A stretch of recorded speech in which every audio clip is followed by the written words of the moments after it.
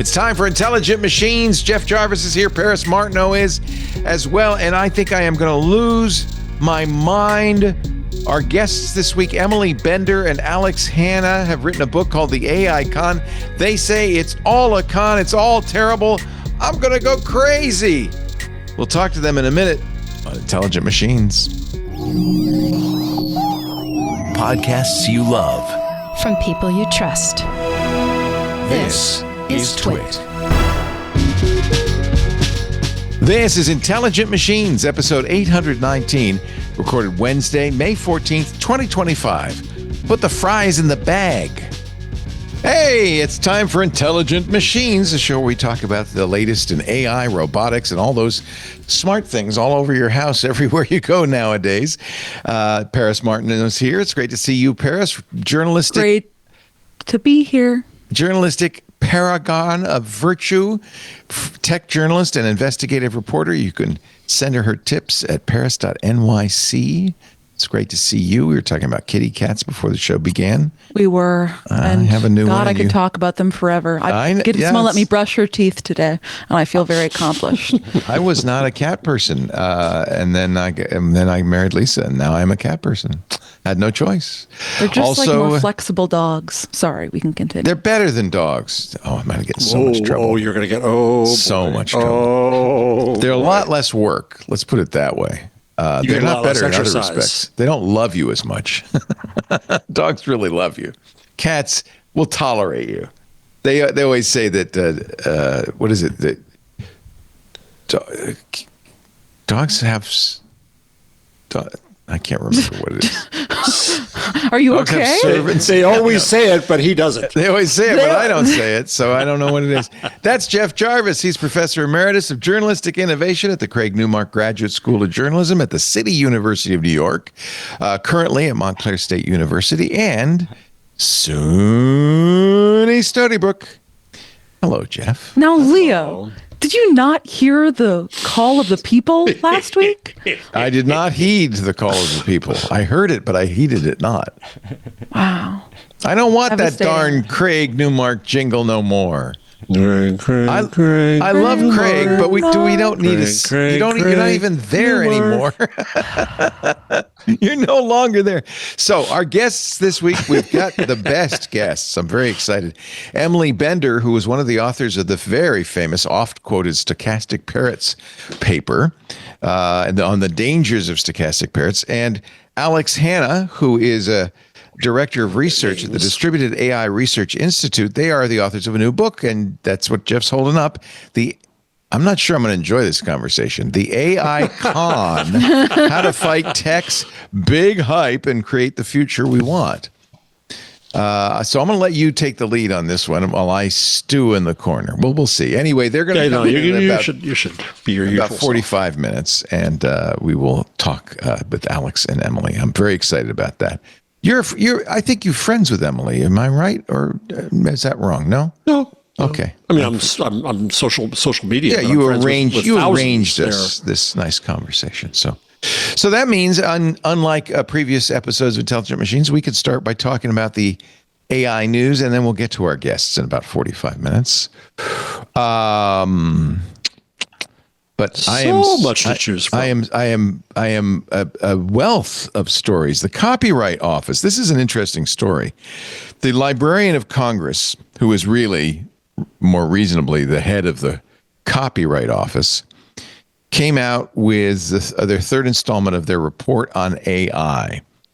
And one of the things Shira Perlmutter did as the librarian. She was the Librarian of Congress, right? There's Librarian of Congress, and then the Copyright Office reports to the Librarian of Congress. So two people were fired. Okay. The pre-publication version of this said that there are some issues about AI training itself on copyrighted works. And it was their opinion that was not fair use, which, of course, is the position that Sam Altman and Elon Musk and a lot of other AI people and Jeff Jarvis. And you, Jeff, yes. and Kathy Gellis, the right to read, right? Right. the Librarian of Congress said, yeah, well, maybe not. At which point she was fired. Both of them were the Librarian of Congress and the head of the Copyright Office.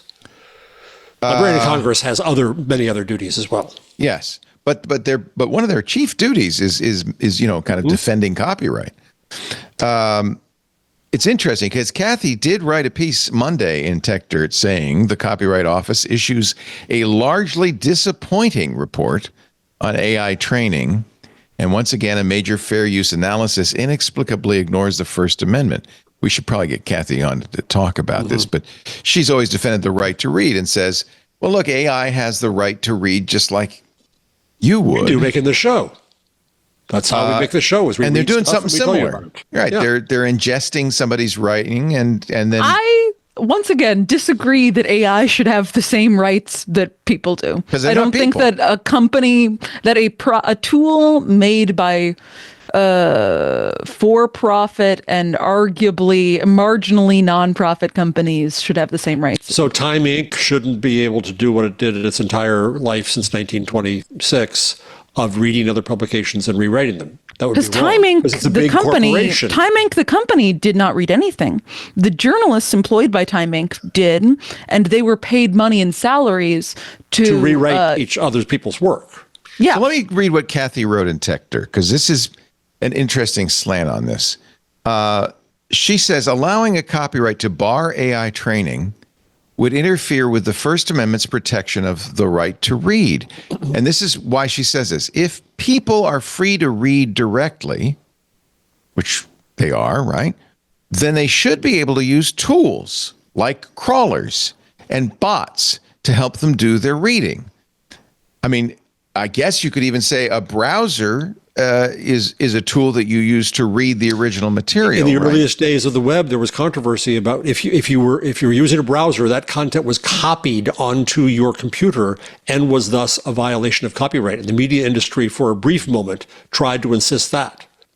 So she says, if you're not free to do that, then are you really free to read at all? Which the First Amendment says you are, right? So this is I agree, it's complicated. And I understand what you're saying, Paris, especially since you have a dog in this hunt. You are a writer, and your stuff is presumably ingested by AI and then regurgitated to people like me who use AIs for searching instead of reading the original material. So I understand why you'd be a little Can I tell you a brief, personal, relevant story? So last week I recorded the audiobook of Magazine coming out very soon. And I go through the whole thing, and at the end, there's this is Magazine, read to you by the author, Jeff Jarvis, right? And then I had to read the copyright stuff. Copyright 2024 by Jeff. And then the next line was, no portion of this book may be used in any training of artificial. And I said, and you had to read it? Well, I said, I don't want to read that. And the engineer said, you got to read that. And so I read it. Then I read another version of it, which I said, though the author disagrees, no portion of this book. And then wait a minute, is the copyright yours or the publisher's? Copyright's mine, but the copyright of the audiobook. Yeah. You don't own it. I've licensed it to them, so I don't really, I own it, but I license it to them. So I then wrote the very nice audiobook guy, and I said, okay, 3 choices. 1, don't do that for this book. 2, use my joke. 3, use somebody else's voice. I said, I testified before the damn Senate saying the opposite thing. I don't want this coming out of my lyrics. And they said, okay, 3. Good. They're not using your voice? For that part, for that line. They will substitute that line. So instead, it'll be Paris. I would double check that. Paris I'll do it. A portion of this may be used. You should do it, Paris. That nitwit Jeff doesn't like this, but I'm going to do it anyway. Kathy says, without fair use. By the way, fair use is really under assault. For instance, yes, we can no longer stream our what we used to do for years, for decades. We used to watch the Apple event together and talk about it, commentate on it. It was my feeling that this was fair use because we were commenting on it. We were making a new version of this streaming thing. And we even would say, out of respect to Apple, and if you don't want our commentary, Apple's streaming this, you go watch the Apple version of this. But Apple made us take it down. They threatened our YouTube I think account. you would have won. You couldn't have afforded to do it. I think you would have won in court. I think if anybody would take Yeah, them I mean, that it's far, obviously just an automated system that is flagging it. It's No, no it was one an at actual Apple. lawyer. No, No, Oh, I'm no, 'cause it's sure. I'm it sure wasn't. that. No, it wasn't it wasn't a content ID takedown. An actual lawyer wrote us a letter. And Yeah, I mean, an I'm AI just lawyer. curious if No, that's it was a an lawyer with an actual address, a real person. No. Let me finish. I'm curious if that lawyer, independent of anything, found your thing, typed that whole letter himself, or if it was an automated system that flagged you and 400 other people that were doing the Apple things, I'm then sure just put your Content ID name in surfaced that, and it just But was most of the time- it was an automated system, but with a lawyer's letterhead. But that's a very different thing than we usually get. Normally, we will get the automated system, the DMCA takedown from YouTube, which you can respond to, blah, blah, blah. Apple has more money to pay more lawyers and buy more automatic In signing. any event, you're right. I probably could have defended it, but I couldn't afford to defend it. So as a I result, wish we somebody no longer, would. I wish somebody would take them to court. Well, we're no longer going to do that. We're going to do it in privately in our Discord. That's the chilling effect. So I'm a believer in fair Leo, use because if the one is a violation, I hate to tell you, that's a violation too. They could still come after you even if it's private. They just can't do a YouTube takedown. right. If they wanted to sue you over this, Yeah, they could. And then Same I would basis. defend it. And then I would defend it. We'd have to. Because we've protected them in every way we could. yeah. So we shall see. We shall see. In any event, the administration then fired the authors of that report because I'm sure Elon Musk immediately said to the White House, hey, that's not okay. Yo, Grok. Because he's very much, as you are, in favor of the idea that AI can ingest copyrighted material, and that's fair use. Usually you don't fire the person who wrote the report. That's the age we're in. Maybe you go to Congress and say, hey, we need some clarification. That would be a good thing. Kathy Gellis, a little hot under the collar about this. We've talked about this before, but that's where we stand right now. I mean, No, I have now mixed there's feelings a about next this. chapter. There's a next chapter. Yeah. I think you have it on your part and I do mine. So then there's a story that someone did here that, oops, Elon, this didn't work out quite the way you thought. Oh, yeah, I put that in too, because the person they replaced Yes. the Librarian of Congress with is even worse. Because the hate wing big of the tech. right wing hates big tech. Yeah. So they don't want to do anything that's nice to big tech. Yeah, Elon, okay, you, but the rest of your neighbors are awful. And so they want to go after that. And meanwhile, on the left, there's certainly a large contingent like Paris Martineau who wants to attack this issue from that side. And so it's interesting that both parties have splits in them on this topic. This is where we kind of stand right now, because the left doesn't like big tech for one reason. Right. They're This monopolistic. is Section 230, same thing. They're invading your privacy. And the right doesn't like it because they're censoring conservative speech. But this makes an unholy alliance because they have two different reasons for not liking big tech. But now you have unanimity. For whatever reason, we don't like big tech. And I think you're right, Jeff. I think it's time to maybe defend big tech against both attacks. It's also lobbyists against lobbyists. It's media lobbyists against tech lobbyists. Yeah. In this case. Yeah, the media lobbyists are loving this. Oh yeah. They're happy as can be. I feel like if it were just left up to us, we could figure something out here. Us three? Yeah, You think we well, could no, figure to the, the tech, users, the PAC to- policy To us, to for us, the world? you know. Yeah. Yeah, I to think us. probably You gotta- the right you gotta solution handle. is compensation. Just exactly what OpenAI I is doing. disagree with that. No? No, I disagree with that strongly because what OpenAI is not compensating for content. OpenAI is giving buckets of money to large companies to buy their silence in lobbying and legislation and litigation.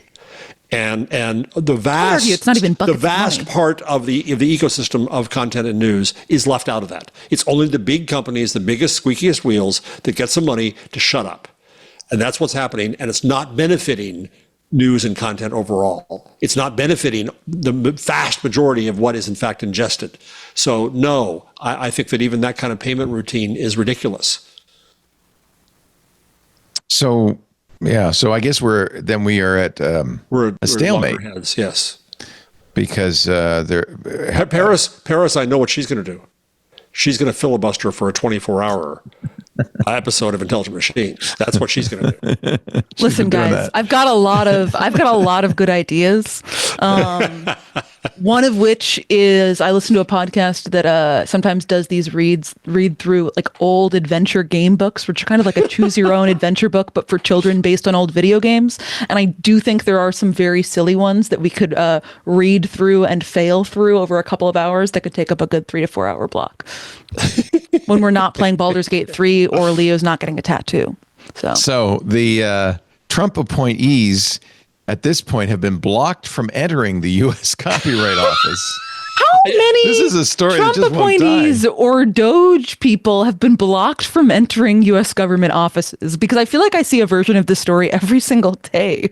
So they're claiming that they are the new Librarian of Congress. Well, there's another issue here, which is Congress, for once, isn't happy that somebody fired the Librarian of Congress. Yeah. The two men are Brian Neves, who claims he's the new deputy librarian, and Paul Perkins, who says he's the new acting director of the Copyright Office, as well as acting register.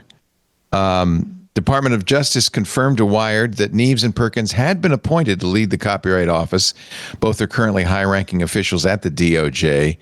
They declined to comment about whether the two officials attempted to enter the Copyright Office on Monday.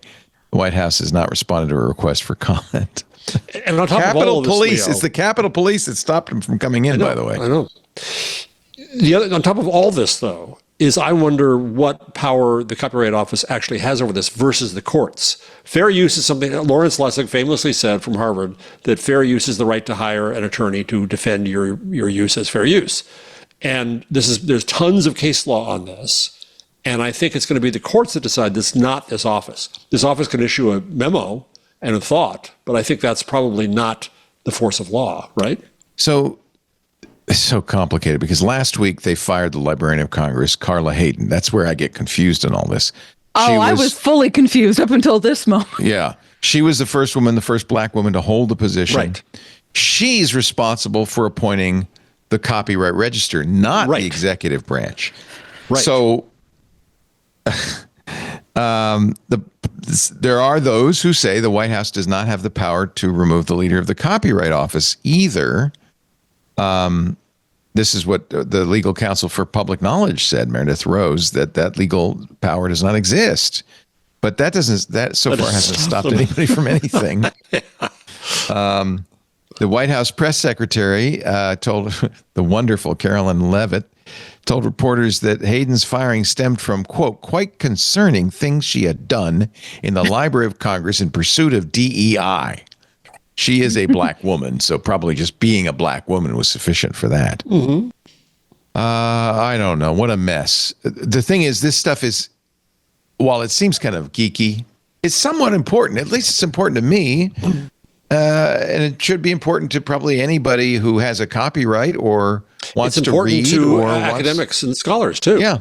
Because they use Common Crawl. That's how we study. The internet is us. And how do we study the internet? But by crawling it. And at some point, the self-interest in search, I think media companies at the beginning were going to fight search, and they realized, that'd be dumb.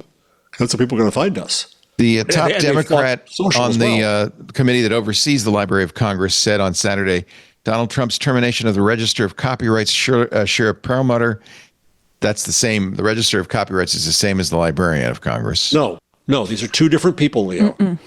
There's a Librarian of Congress who appoints the Register of Copyrights. I've been trying to tell you this. Both got fired.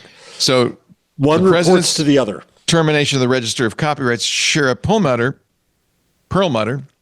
That's a brazen, unprecedented power grab with no legal basis. It's surely no coincidence he acted less than a day after she refused to rubber stamp Elon Musk's effort to mine troves of copyrighted data to train AI models. All right. So, boy, what a mess. Yeah, that's where we stand. And it's a mess. It's a mess. What a mess. And depending on your point of view, to my left, the person to my left says it's a good thing. The person to my right says it's a bad thing.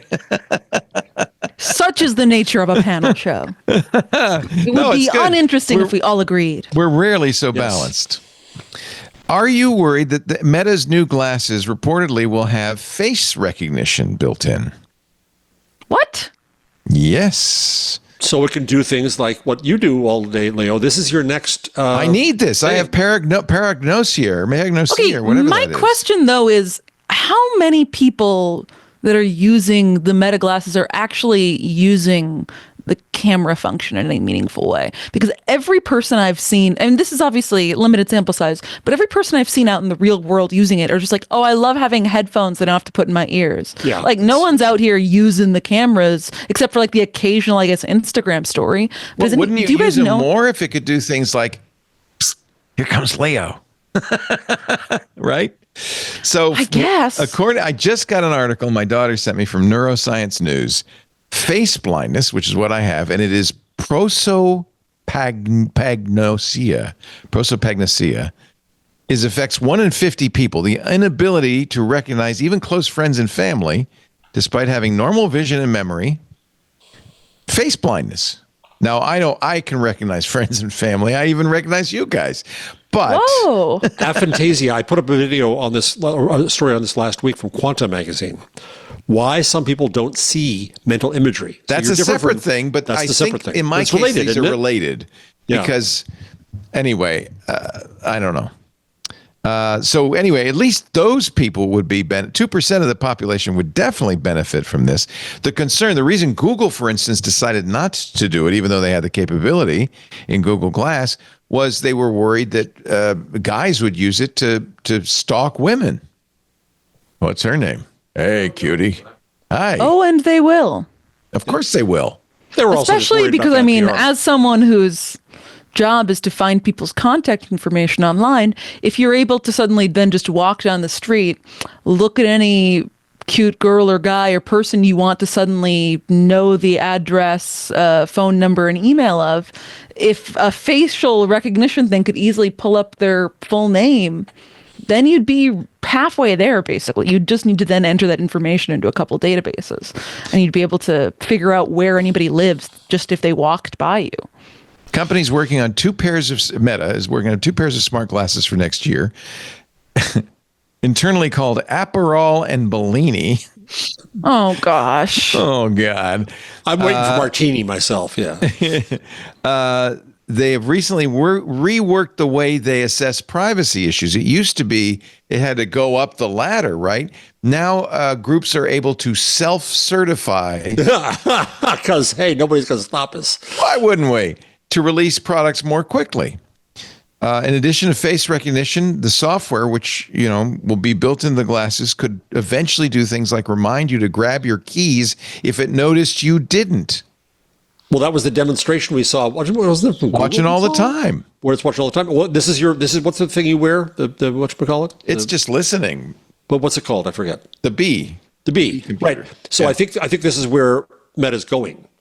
I think it's they want great. it to both listen and watch. Well, and then you can query it based on your own life. how useful for my little friend, that's always in my ear. Hey, Leo, the grocery list is on the toaster oven. You forgot to bring it with you as you go shopping. That would be great. I would love that. Meta is reportedly already testing the live AI on already released models, so even the existing Ray-Bans can do it, but it cuts the battery down to just half an hour. That's it. Oh, jeez. So they're going Would to have guessed constantly recording and checking everything against what database. a surprise, because it doesn't do it on device either. It has to Hey, send it to... so, a way to make this work is you just wear a full body battery suit. And there'll be no problems with that. I Wear a couldn't lithium imagine suit. any. Or yeah, it'll be wear great. corduroy pants and just save the static electricity, and you're charging all the time. It's So I got a simple. question for you, Leo, that related to this with the B. If Lisa says to you, I told you that, and you say, no, you didn't. Can you say, B, did Lisa tell me this? I could, but I wouldn't. Are you nuts? Don't think I haven't thought about that. All right, we're going to take a little break. And remember, our guests are coming up in about 20 minutes. We're going to have very exciting guests. Emily Bender and Alex Hanna, whose new book is called The AI Con, which might give you some idea of where they're going with that one. Yeah. Paris is happy. Let me just say, we just got to get some fun balance in the show. I think it's fun to throw some stuff around. I think you have painted me as like this AI, just full speed ahead AI. You know. Hey, Leo, you probably more than a dozen times in this podcast have said, as an AI accelerationist. All right. Well, I am, but I don't look. My point is, I don't know if we're gonna get it or not. We may not. We may not get superintelligence or AGI or any of that stuff. It may not be that useful. But it is surprisingly, in the 2 or 3 years since ChatGPT 3.5, it's already pretty amazing what's happening. Don't you agree? Something's happening here. We wouldn't be doing a show about it if I didn't think it was really important. It's not going to be a complete flop. It may not do everything that we hope. I think I will be actually deeply impressed with AI. If someone out there can use an AI tool to automatically cut all of Leo's sweeping statements about AI from the podcast based on the transcript and put them in one supercut video, Anthony could probably do that. I know Anthony could do that. If it happens, then I'll be on your side. Don't give Lisa any ideas. Yeah, we'll just give her 2. Yeah. Our show today brought to you by Storyblock. Now, I want to give you an idea. This is an idea. Anybody who's ever worked at a publication, at a marketing company, anybody who's ever used a content management system knows how painful they can be. They promise enterprise-grade features. What do you get? Slow, clunky systems that need developer support for even the smallest update. And when you're trying to move fast, that's the last thing you want to do is file a ticket just so you can move a graphic from here to there. Storyblock changes that. Unlike those monolithic CMSs, Storyblock is headless. That might seem weird to you, but it really works. It completely decouples the back end from the front end, which is great because developers can choose any front end they want. They can build in React or Astra or Vue, whatever. Meanwhile, you get this great CMS. Marketers can use an intuitive visual editor to create and update content without filing a ticket. And Storyblock scales, by the way, whether you're a freelancer or part of a huge global enterprise with a global CDN, AWS data centers in the US, Europe, and Asia. It's built for performance at scale. Storyblock is enterprise ready. It has the tools, the features you need in enterprise, like role-based access control, enterprise SLAs, top-tier security, the stuff that, Fortune 500 companies absolutely require. It's there. It's built into Storyblock. It's baked right in. One global e-commerce giant switched to Storyblock, and they cut their content update cycles from weeks to hours. Another major brand empowered marketing to launch campaigns independently. They, go ahead, you can do it. You got the tools. Storyblock has an API-first approach, so your content loads fast anywhere in the world. That means better UX, higher engagement, improved SEO, and with their real-time visual editor, marketers, you can see exactly what the content's going to look like exactly before publishing. No more endless back and forth over minor tweaks. Developers know this is good for you too. You get fewer interruptions. Marketers, you get more autonomy. It's a win all around. And if you're an agency, Storyblock offers multi-client workspaces, flexible permissions, and seamless collaboration tools. You can manage multiple products without disrupting development workflows. So whether you're a startup, an enterprise, or an agency juggling multiple clients, Storyblock gives you the power and flexibility you need. Storyblock. Try it today. Storyblock.com/TwitTV-25 and use the code TWIT25. Twit listeners will get 20% off for 3 months on growth and growth plus plans. That's storyblock.com/TwitTV-25. The offer code again, TWIT25 for 20% off the first 3 months on growth and growth plus plans. STORY story BLOK.com/TWITTV-25. And again, the offer code TWIT25. Storyblock. You got to try this thing. Do you want to see Sam Altman's kitchen? This was the stupidest article. Oh, is this where the they judged FT him Alphaville on his, it was judged him on his olive oil choices. It was great. I mean, it's not news. No. But it's hysterical. This is the Financial Times did an interview with Sam Altman. their lunch with FT thing. He's using the basic D2C squeeze olive oil tube. They're getting to that. Yep. You Holy caught it cow! already, Paris. You caught it right away, Paris. Yep. So here's the video. There he is with the green bottle. Okay, so explain this. First of all, number one, he's bad at olive oil. That's Graza, which is a trendy brand of olive oils from southern Spain that are sold through Whole Foods and direct. Obviously, you've seen them before, Paris. It's basically an olive oil type that is found in what's called shoppy shops, which are like a store where you could get like a wiggly candle or like some fun perfume or maybe a mismatch of thrifted goods. It's a favorite of the Instagram set, yes? Yeah, it's a favorite of the Instagram set. It's also the reason it's sold in plastic bottles, and maybe my information is out of date, but part of my understanding of why people poo-poo it is like you should be drinking, your olive oil should be stored in dark colored glass rather than plastic. Yes. But part of the reason why they do plastic is because they have this squeezy bottle type that I guess now has and become apparently really popular. Sam Altman doesn't understand because there's two kinds of Graza. There's sizzle and there's drizzle. And sizzle is for cooking. Drizzle is for drizzling. Exactamo. Yes, because the drizzle is very expensive. First pressed Evu, early harvest. It is bright. It is designed for dipping things in. It's expensive, $21 for half a liter for early harvest. It even says finishing oil, drizzle. No, but that's the green bottle. What is Sam using to cook with? Shocking. And what does it do to this wonderful, expensive olive oil? Takes all the flavor out of it as soon as it heats heat. Yeah. Heat deodorizes olive oil. But to make it even worse, he has both. He has sizzle and drizzle. There they are. Oh, I love Alphavilla. This is a perfect blog post. Isn't this great? The crop. And he has other oils in a squeeze tube as well. Yeah. Yeah. A responsible cook, they say, would be frying in frizzle. Now let's get to the next device. Now, this I disagree with because I thought you might. Yeah.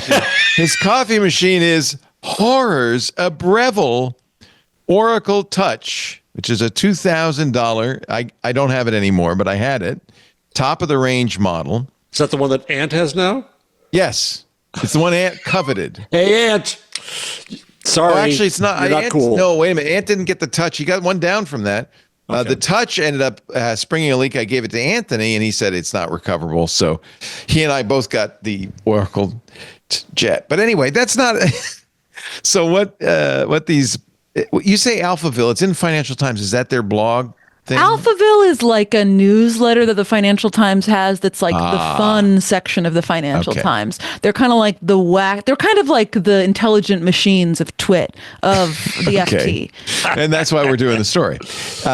So they say the Oracle Touch is semi-automatic, not fully automated bean to cup, meaning it walks the user through pulling and frothing techniques while automating repetitive stuff like grinding and tampering. The internet hates the Oracle Touch. It gets in fact, the internet uses some awful words, yes. Yes, regularly on Reddit, where Altman was on the board for 7 years, though you'd be hard-pressed to find any evidence of his tenure. Anyway, it's a perfectly good machine. It made excellent coffee. And in fact, ChatGPT says it is the top luxury pick for espresso makers.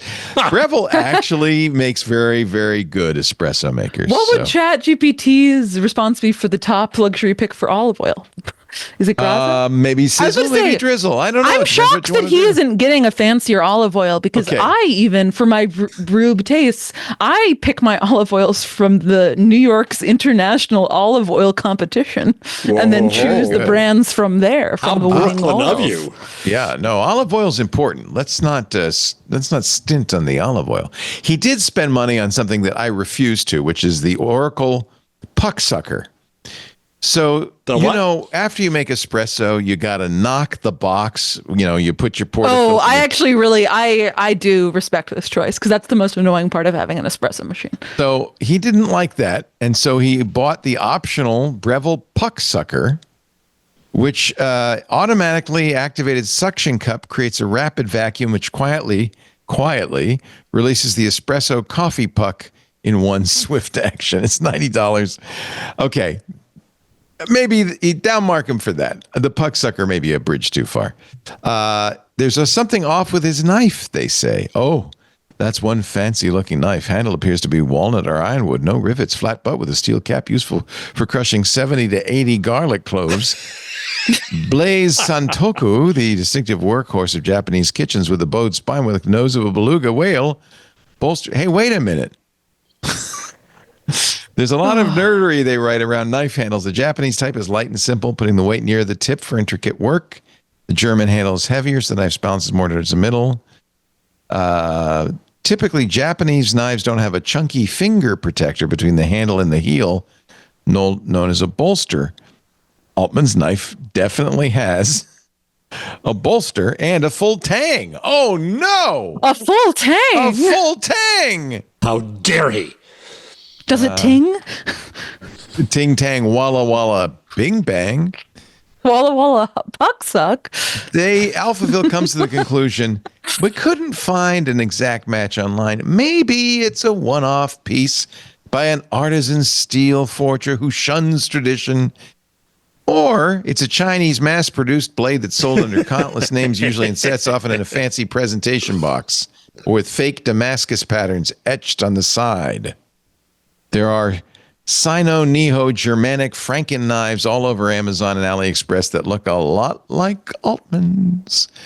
All we can say with confidence is it's either very expensive or very cheap.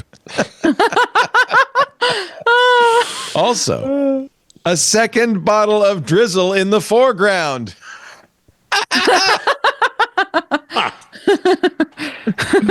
He has two bottles of $21 olive oil. Both open and going stale simultaneously. Oh my God. Well, anyway, it's amazing what you can get out of a Sam Altman at home video. I think it's pretty cool that he cooked for them. Yeah. And he seemed confidently doing it. And the pan was not shiny and new. So good on you, Sam.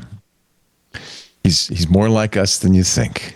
At People magazine, the true cliche was that every celebrity shot we had to do a home shot that was required. Yeah. And they always had to be in the kitchen, and they always made pasta.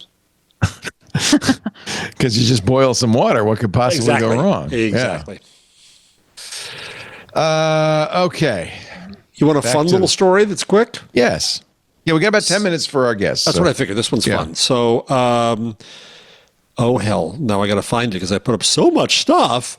By the way, while you're looking, another story we probably I want to make sure we do mention. As you know, right now we're getting the budget, what do they call it? The big, grand, perfect bill. The House is in the midst of reconciliation, and someone has snuck into the budget reconciliation bill a law that prevents states from in any way interfering with AI for the next 10 years. Now, the way it defines this is artificial intelligence models, artificial intelligence systems, or, get ready for this, automated decision systems, which is any computational process derived from machine learning, statistical modeling, data analytics, or artificial intelligence that issues a simplified output, including a score, classification, or recommendation to materially influence or replace human decision-making, which, as Tech Dirt Mike Masnick is quick to point out, is pretty much every content moderation system ever created. So this law would preclude 99% of the state think of the children social media de-anonymization laws and 100% of the attempts to regulate social media under defective product theories of action. Including the new COSA bill that was just announced. Including the new COSA. Well, that's COSA's a federal bill. That's back in. That's back in. Yeah. But the states can't do anything, including there's some pretty crazy bills out there. The Missouri law and the rule we talked about. Did we talk about that last week? The Missouri Attorney General? I don't think so. Who issued a rule Let me see if I can find the deets for this one. I don't know if I put this in our. It wasn't a law. It's just a rule. Okay. Here's his press release. Andrew Bailey, Attorney General, files groundbreaking rule to end big tech censorship monopoly and protect online free speech. Again, not a law, a rule that says big tech platforms must allow Missouri users to choose their own content moderators. I want Sally. I like Sally, how she moderates for me. Can I have Sally? What? I don't want anyone from the state of Illinois. What? They don't have my best interests at heart. Platforms, according to this rule, I guess it's only in Missouri, must now provide a choice screen upon account activation. This would be, Facebook, X, TikTok, Blue Sky, a choice screen, and at regular intervals must put this choice screen back up, must not favor their own moderation tools, and must allow full interoperability for outside moderators chosen by users. I want Jeff to moderate my posts. Mm-hmm. Now, ironically, both Mastodon and Blue Sky could kind of support this because they're federated, so you could go to whatever instance you preferred and get, I moderate my instance differently than others moderate their instances. So I don't know if that would satisfy the Missouri rule. The rule also prohibits social media companies from imposing unreasonable access restrictions on third-party content moderators. So you can, essentially, this is a free speech thing. Like, well, if they're banning, Attorney General Andrew Bailey, I'm going to choose a moderator that doesn't. There is, this is actually something that Mike and Daphne Keller have argued from Stanford, that there should be the opportunity for moderation choice. It's actually not a bad idea. No, in fact, Blue Sky has that. Blue Sky does the that, idea. Right? It's what you want, but that also says, how do you make money doing that? How do you support doing that? Jeff, I'm not doing it. Jeff ain't doing it for Paris. Yeah, you can pick various moderation schemes. What do you mean? I think, hold on here. I don't think you can pick like what this is talking about, which is different groups to moderate. You're still being moderated by, if you're on the Blue Sky social instance. You're right. Technically, it probably does violate the rule because Blue Sky also has a supervening ability to say, well, yeah, you may have some opinions about this, but we're not going to allow Nazi content. But there are moderation engines built into App Proto. There are. Yeah. So right now I've selected Blue Sky's moderation service. I don't see how there's an option for me to choose a different moderation service. There will be. I'm sure at some point. There will be. That is kind of capability. interesting. That's built in that way. Yeah. Yes. Attorney General Bailey says, this rule marks the beginning of a sustained effort to dismantle the Big Brother speech control machinery of corporate America.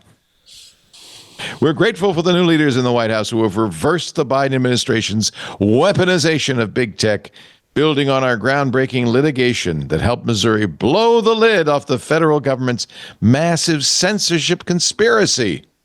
We're continuing to charge to protect free speech and take back the digital public square. Of course, there's no way, this is all grandstanding. There's no way this rule is enforced in any way or could be. No. Okay. Just thought I'd mention that. All right. I want to take a break because we got to, well, go ahead. You had that one thing. No, because we're going to go to the quick. Line 78, real quick. Okay. A great hack. So what's her name? Rita L. Corey was on a flight and can't stand that you got to buy Wi-Fi on a short flight. Over the ocean, okay, but a short flight, ridiculous. But you can, on most airlines, like the United, you can get free messaging. Yeah. Not texting, but only in Apple or Google, right? Yeah, you can use WhatsApp or Google Messages. Exactly. Yeah. So she realized, there's now Gemini and Google Messages. Right. So she went into Google Messages and then just started asking Gemini for things, and Gemini came back with current information. And so it was almost like surfing the web. Wouldn't give pictures. She could feed a picture to it and ask for similar things. It wouldn't give a picture back because they block that. Yeah, but I don't think they could stop this, though. I mean, this is just, they don't, right. No. So I just thought it was a I really wonder fun if I could little get hack. Gemini to go through who I follow on Twitter and then show me the tweets I normally would Pay scroll the through. $15 and get the Wi-Fi for crying out loud. Yeah, I usually do. So that was it. That was quick. That was fun. We are going to get to our guests. Emily Bender and Alex Hanna are here. They're the authors of a brand new book, The AI Con, which Jeff Jarvis has, How to Fight Big Tech's Hype Machine.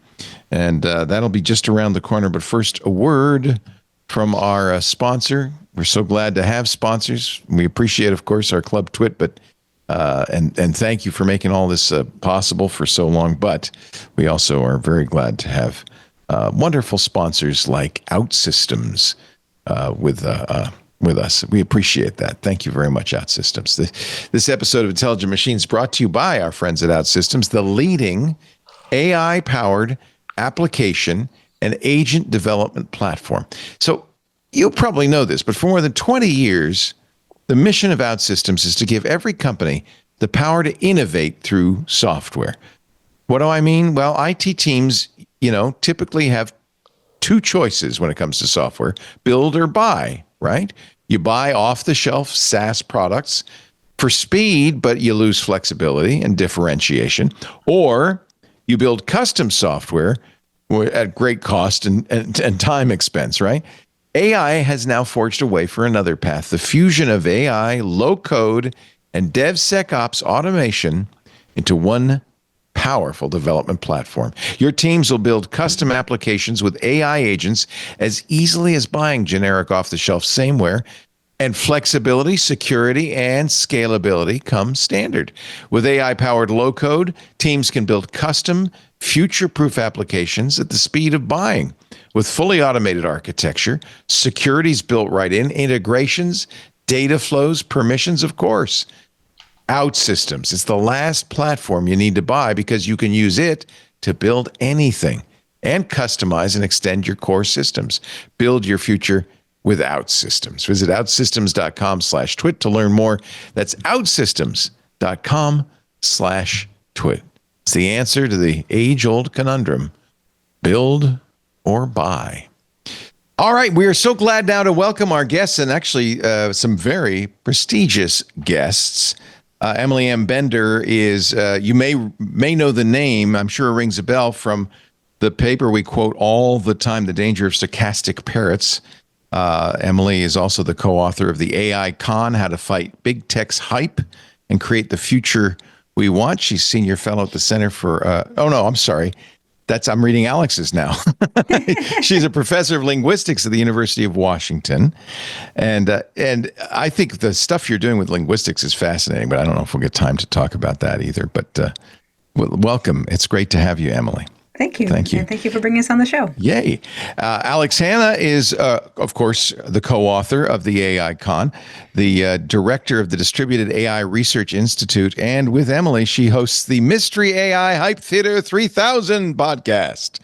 Do you sit in front of a screen and then make fun of AI videos? What is that? Oh, I wish we did it like that. I'm director of research, not director. That prestige. I'm sorry, director of research. My boss. Apologize. No, but we don't do. I mean, it wouldn't make for good podcasting because it would just be the back of our heads looking. And I really don't want anyone looking at the back of my head. So I am gonna admit that I am a fan of AI.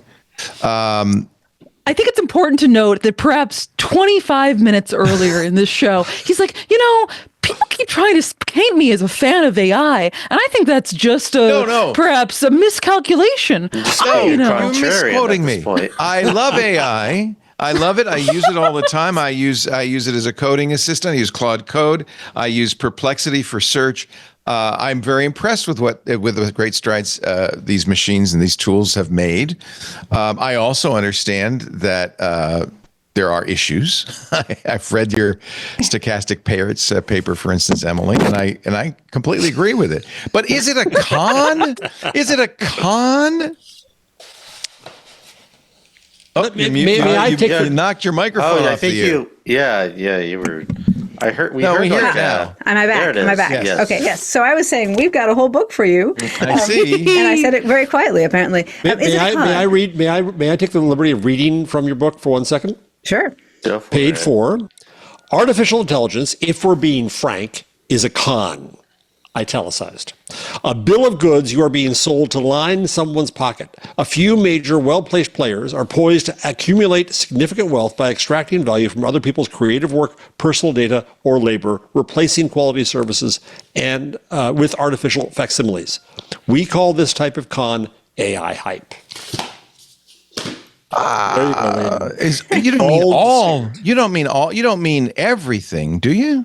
Well, so the first thing that we do is we want you to disaggregate. And that's what I was trying to say before when I muted myself is I'm glad that you named the specific things that you're using, because that was going to be my first question. What do you mean by AI? It's not one thing. Right, and you named Claude for generating code and Perplexity for information access.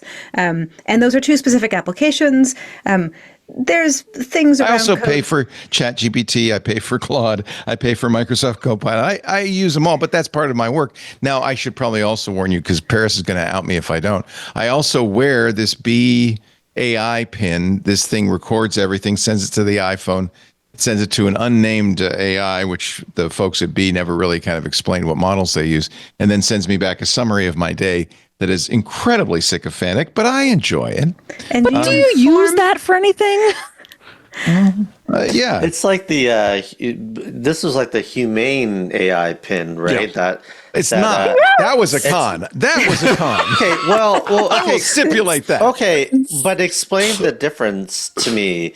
I mean, I frankly, I don't know what the device you were holding up does. So what this is basically it's a microphone that is connected to my iPhone, which then sends the audio recordings out for transcription. Leo has a new cat named Rosie, and that's true. By the way, it generates facts about. Look at that. It's true. So it's true. It records everything that he does or hears every day, then sends that to the cloud, transcribes it, claims to get rid of all the recording. They throw away the audio. Then keeps little facts about Leo that he's gleaned through that then he has to go on his phone and be like, yes, I do have a cat named Rosie. Can I read you my daily memory from yesterday?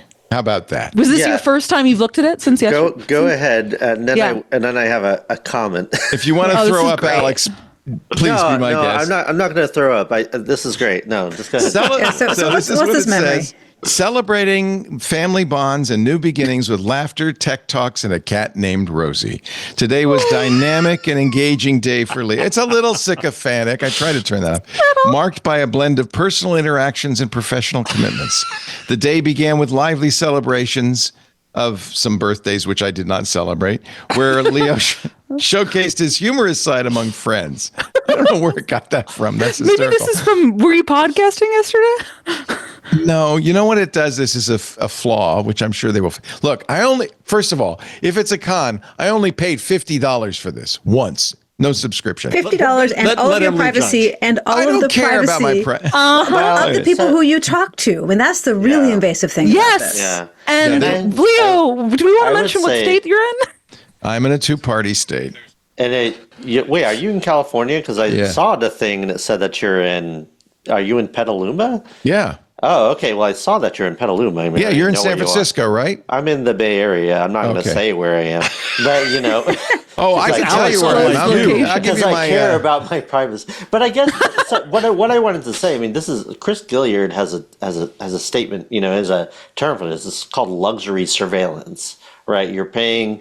You're giving these companies the privilege to follow you and track you, and there's things I'm paying them. I'm paying them. You are paying them. I mean, you are doing that with your free will and your free dollars, and you're doing it. But I mean, the thing about luxury surveillance that Chris talks about, that's so insidious, is that they're using this. You get to do this voluntarily, but they're also kind of testing it on you, and then they're taking it to folks who are, incarcerated and they have no choice about this, right? I mean, this is the kind of this, and then what Emily is saying, in addition to the people who are not consenting to this. I mean, is it hearing us?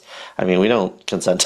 Well, wait a minute. You're on a podcast, dude. We're on a podcast. But I mean, it can't hear us because we're in Leo's headphones. And actually, it doesn't hear other you. You're people only in do my head. hear us. Okay. But I do want to recognize that I can do this out of privilege. I'm a cis old white male, and I don't have any. There's much less risk for me than there would be for an incarcerated prisoner or all sorts of people. And there's less risk for you, but I mean, it's the fact that this is a technology that gets kind of honed. These are people who pay for it. Then the people I'm helping to make it better. Yeah, right. I mean, you are giving training data up voluntarily. Leo, how closely have you read their privacy policy?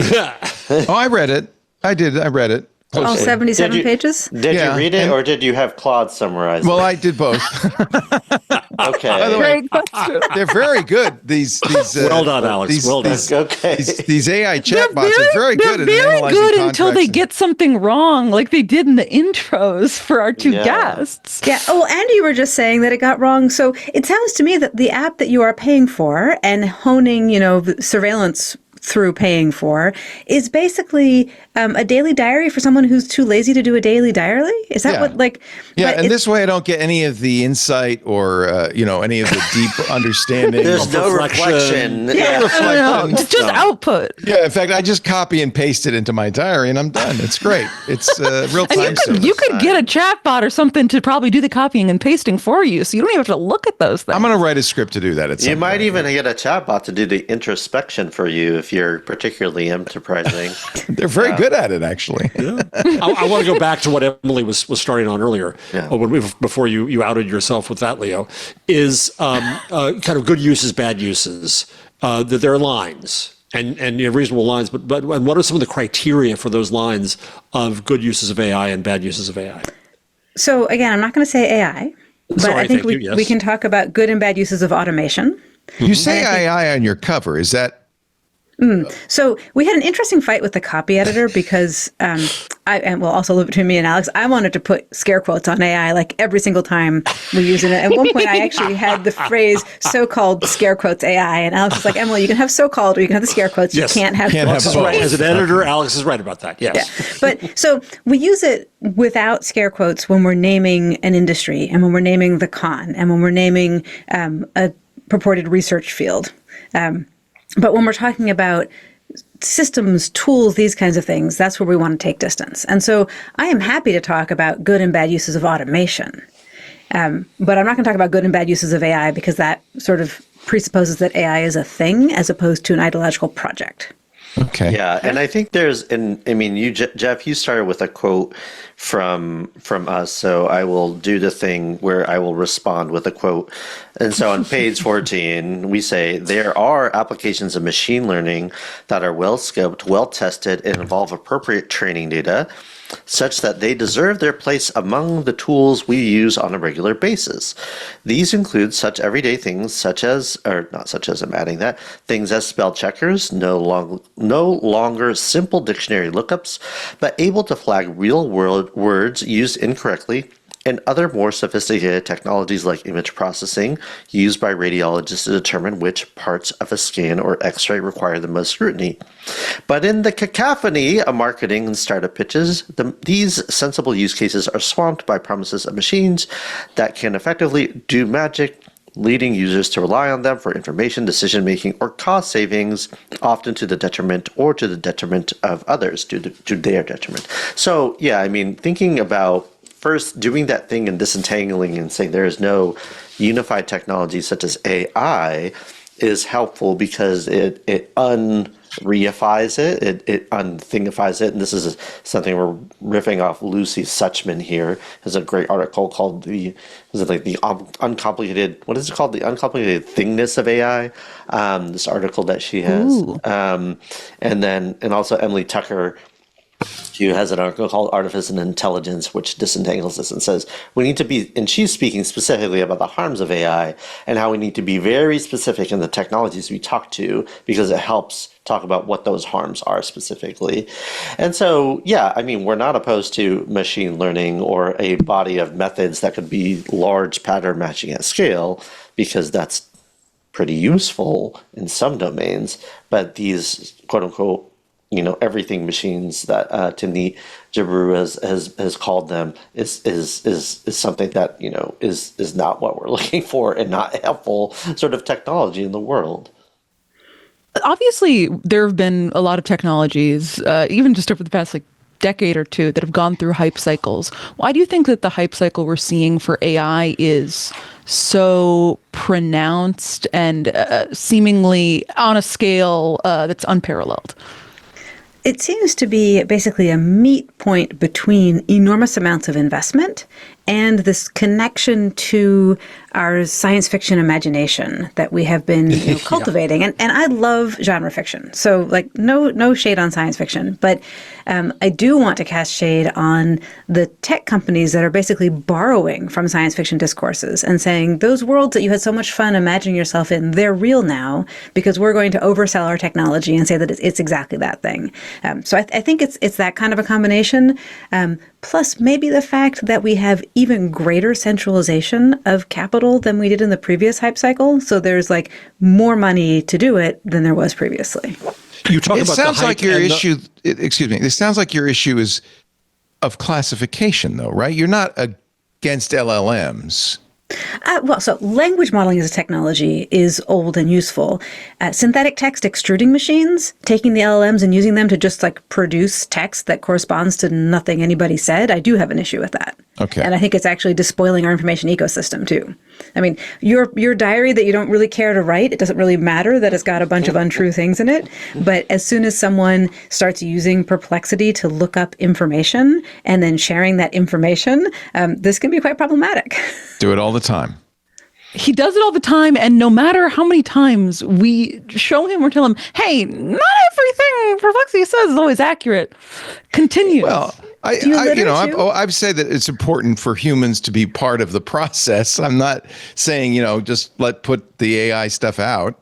But I found it to be very useful. I generated your bios with Perplexity. I, of course, I'm going to check it. It got something wrong. And it got something wrong. And immediately it said that Emily was the senior. I think that was me. I was me getting something wrong. And by the way, old guy. Let's point out humans make mistakes too. And I agree with Stochastic Parrots. One of the points was, because it's a computer, we ascribe it more, accuracy and importance. And I think that is an error. I agree with you 100% on that. So people make mistakes. Systems output errors. And one of the things about making a mistake is that you can take accountability for it and you can learn from it. If a system makes an error, then it becomes a question of, okay, are we using the system in such a way that those errors are going to cause problems, or such a way that we can catch the errors? Right. But I don't think it's fair to say humans make mistakes too as an excuse for the errors of a system that couldn't possibly take accountability for them in the first place. I only mean it in the sense that I vet the input I get from humans as well as from LLMs. I mean, it's probably imprudent to trust either fully. So I think the relationship that you have with a person that you are exchanging information with and the relationship that you have with an LLM ought to be different things. Why? And right? So among other things, if you hear something from a person and it seems fishy, you can ask them for more information. Where did you get that? And what they say back to you is, if it's in good faith, actually their understanding of where they got it. If you put a query into Claude or ChatGPT or Perplexity and something came out that looked fishy and you said, oh, tell me where you got that, what comes out is just more synthetic text and actually has no bearing on where the previous synthetic text came from. That's correct. Yeah, and I mean, I think there's really kind of an idea that, you have kind of a model of action of what's going to happen in a relationship but you don't really have a model. I can have meaningful expectations with Emily as my co-author. I know her disciplinary background. I might not have that kind of meaningful interaction with a complete random person, but at least may know various different courses of action if I'm being had, if they're a con man, or if they're look, I possibly, understand. but but the LLM is, well, first off, what is driving, you're still using a probabilistic machine, and I think humans are probabilistic machines. I hate to say it, but I don't think there's much of a distinction. So However, I make the distinction between. Now we're going to. Well, we can get into that. Now we're really stepping in it. So I understand there's a difference between humans and machines, and I also understand that the language we use, like artificial intelligence, muddies that distinction. And I think you're right to correct reason, thinking, training. Those things should not be we don't have a good language for talking about this kind of thing, these machines. Well, Emily, both of you as linguists, do we have a better language? So what do you suggest in place? The reason we keep running into problems saying, well, we don't have a good word to use instead of reasoning for describing what these machines do is because people want to say it is something like reasoning, and it isn't. And so we're looking for like reasoning with a little decoration on it that says, well, this is the computer version of it, and that's already wrong. I agree 100%. Yeah. But again, in discourse, especially on the show like this, we have to use language that people understand. So we have to use similes and metaphors. But I think it's really important to say that it isn't the same thing. They're very different. And I don't disagree with you. I feel like that's nitpicking the value, though, of what you get out of an LLM. To say, well, it's not human, it's not reasoning. That's true. So you might be finding value in the output of an LLM. And I'm not alone. But you are the one finding that value. It is not that it is valuable. Right. Well, so what? And well, okay. So environmentally ruinous, built on lots of stolen data, built on lots of labor exploitation, and also unreliable but sounding confident. You could say the same thing about a Google search. You might. This is the internet you're describing. Well, Google search was not that unreliable yet sounding confident until the introduction of AI and recent changes over the past 5 to 10 years. So Google search has its problems, and look to the work of Dr. Safiya Noble for nice documentation of it, like really thorough scholarly documentation. But that being said, when you did a Google search and you weren't getting these AI overviews out, what you got was a link to a web page that you could go evaluate that somebody had accountability for. And I'm sorry to cut you off there, Paris. Yeah. No, that's pretty much, that's much better than what I was going to say. And the provenance, the provenance is important, and we hammer on it. And there's a few, I'm trying to go back up to the chain to a few things. The metaphors, because the metaphors matter, right? We can use the anthropomorphizing language, and what it does a few things. It does this notion that this thing is intelligent, or there's some kind of access to some kind of a brain-like infrastructure that is retrieving. That intelligence does get kind of equated with consciousness, and you don't have to go too far back to understand that intelligence has this very eugenesis history, and part of that eugenesis history is also equating intelligence with consciousness. There's this essay by the late David Columbia where he talks about this notion of the equating of intelligence and consciousness, and how it's being used of relating to certain people as subhuman because they're not as conscious, right? So that's part of what it does. Another thing is these things is, the learning, or it learns just like a child does, or it's doing the same thing. And that's absolutely not what it's doing. Right. And that matters quite significantly, because then we get into weird territory of do robots have rights? Or you have this idea of syncophacy, or you're attributing human traits to probabilistic modeling. And that's a very dangerous road. Yeah, I agree with you 100%. In fact, I fight all the time on this show to kind of anthropomorphize our language. It's unfortunate. We don't really have a lot of choices, but I think you're absolutely right. It's one of the reasons when we talk about AGI, I say, well, that's a meaningless. That's BS. Yeah. So, but at the same time, that's a legitimate criticism. And I agree that language also, and I know this is a lot of your work too, Dr. Bender, is language kind of informs how you think, how one perceives things. So it's really important. But I feel like, to me, there is some utility to this stuff. And I recognize there's environmental damage to it. There's, but there is environmental damage to using the internet. Maybe not as much, but there is significant environmental damage to using the internet. It's not unusual for us to use technologies that have consequences. A lot of jobs have been lost to the internet. Is that enough to say, are you advocating the abandonment of this line of inquiry? I mean, it's not, we're not opposed to exploring different kinds of thinking of, I'd say not even opposed to the kind of class of methods of learning from a set of data. That is a helpful kind of series, it's a helpful innovation, right?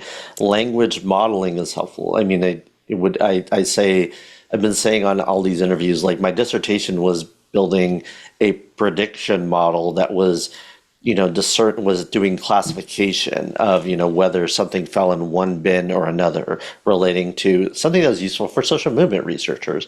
That's fine. Modeling things is fine. We're not going to that place. But you also have to see about what comparatively you're doing, right? I mean, we're in this moment where data center production is actively inhibiting the climate goals that the Paris Agreement set out, right? Microsoft and Google had climate goals that Microsoft said it was going to be carbon negative by 2030 or 2045. Yeah, never mind that. Yeah, and it just completely blew it out of the water. Google went 49% over their 2019 baseline. This is, and so you have and I mean that's from their own sustainability reports. There's some estimates that say that it's maybe closer to 200 or 300% because they had factored in carbon credits and carbon offsets, and so you have this. So comparatively, I mean, it's doing much more. It's much more ruinous for the environment. In addition to increased chip fabrication and PFAS that's going in, forever chemicals that are going into the ground. Technologies that the earlier hype cycle of computing turned parts of Santa Clara County into Superfund sites and caused, just a whole rash of people and women experiencing birth defects. Then you have, but we're participating in that right now on a Zoom call. I mean, the best solution would be I think an agrarian society where we make our own clothes and grow our own food. But I don't think that's going to happen. I'd prefer it. Leo, it's like comparing slippery slope fallacy, right? All right. Okay. I mean, you really want to go down there. I mean, we're not. We're not. But I'm just saying there are consequences to technological innovation. The industrial era. Who's asking for this? Who's asking also, this? I'm trying to compare the environmental impacts of large-scale AI production and training. Trying to compare that to like a Google search or a Zoom call is like comparing a forest. It's like a hell of a lot of. It's like comparing a forest fire to a match.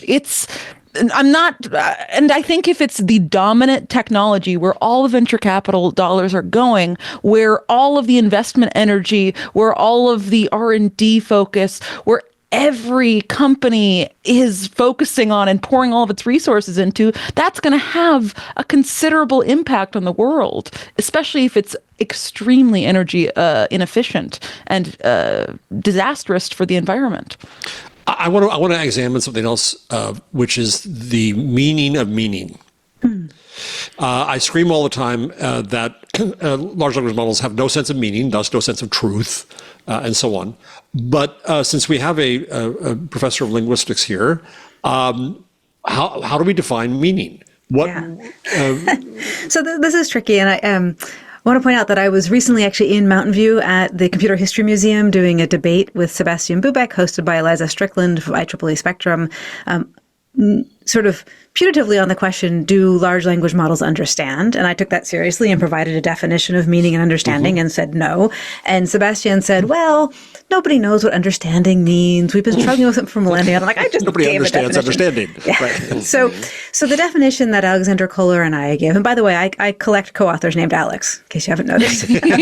So different Alex. Alexander Kohler and I have a book called Climbing Towards, sorry, not a book, that one's just a paper, Climbing Towards NLU, I forget the subtitle, but something like a meaning and understanding in something in the age of data. And don't ever put an acronym in a title. That was a bad idea. But anyway, this is a paper where we're talking about this question. This is published in 2020. Do large language models understand? And the crux of the argument is that languages are systems of signs where you have, for any given word, there's the form of the word, how you spell it, how you say it. If you're speaking a sign language, how you articulate it with your hands on your face. And then there's the meaning. What does it refer to? And that meaning is a conventional thing that's shared within the community that the language belongs to, but also is sort of constantly changing every time you use a word. So it's true that meaning is use, right? That when you use a word, you change the meaning. But that doesn't mean that if you just look at all of the word spellings next to each other and see which letters in which combinations go with other letters in which combinations, that you get to the meaning. And this is a really important distinction. And it's hard to see, especially if you're not used to being a linguist and looking at language this way, because when we perceive language from a language that we know, we immediately have a guess as to the meaning. It's right there. And so it's really hard to separate the form and the meaning when we are in a context where we know a language. You can feel it if you think back to foreign language classes you've taken, or I have this thought experiment that I like to take people through, where I say, imagine that you are in the National Library of Thailand. Or if you speak and read Thai, then it's the Parliamentary Library of Georgia. And if you speak both Thai and Georgian, then I want to meet you. I haven't met that person yet, but so one of these places. So let's say Thailand. And I've gone in ahead of you, and I have removed every single book that had anything other than just Thai script in it. No pictures, no mathematical equations, no bilingual dictionaries, just Thai. And I arrange for someone to bring you delicious Thai food 3 times a day. You don't get to talk to them, but you're fed. It's comfortable. You can stay there as long as you want.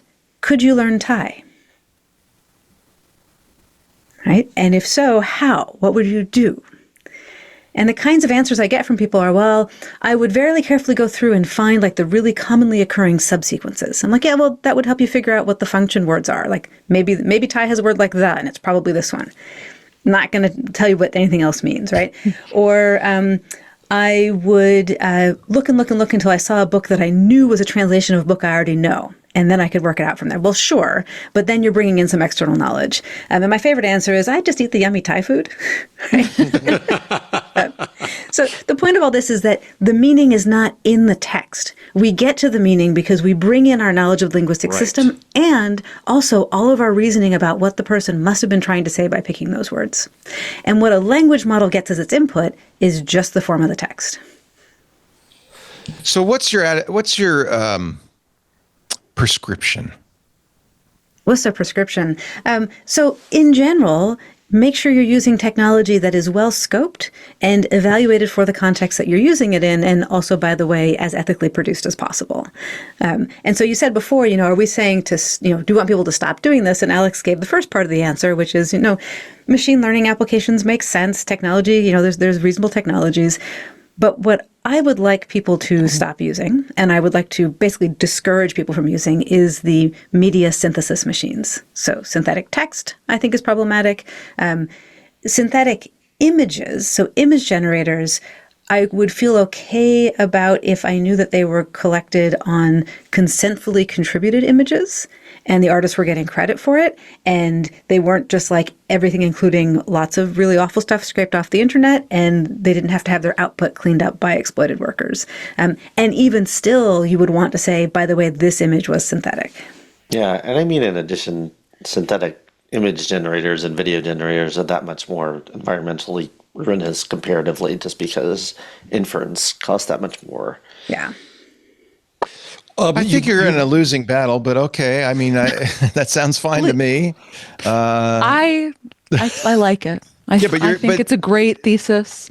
And, it's fine, but it's like saying that everybody should stop wearing running shoes. But Leo, don't we have standards for something? Aren't there things we want to try to aspire to? Absolutely. I'm not saying they're wrong. I'm saying you're absolutely right. I just think that unfortunately, the horse has left the barn. Part of this is not just the technology. You write about the hype and the harm. Right. Talk about the harm of the hype.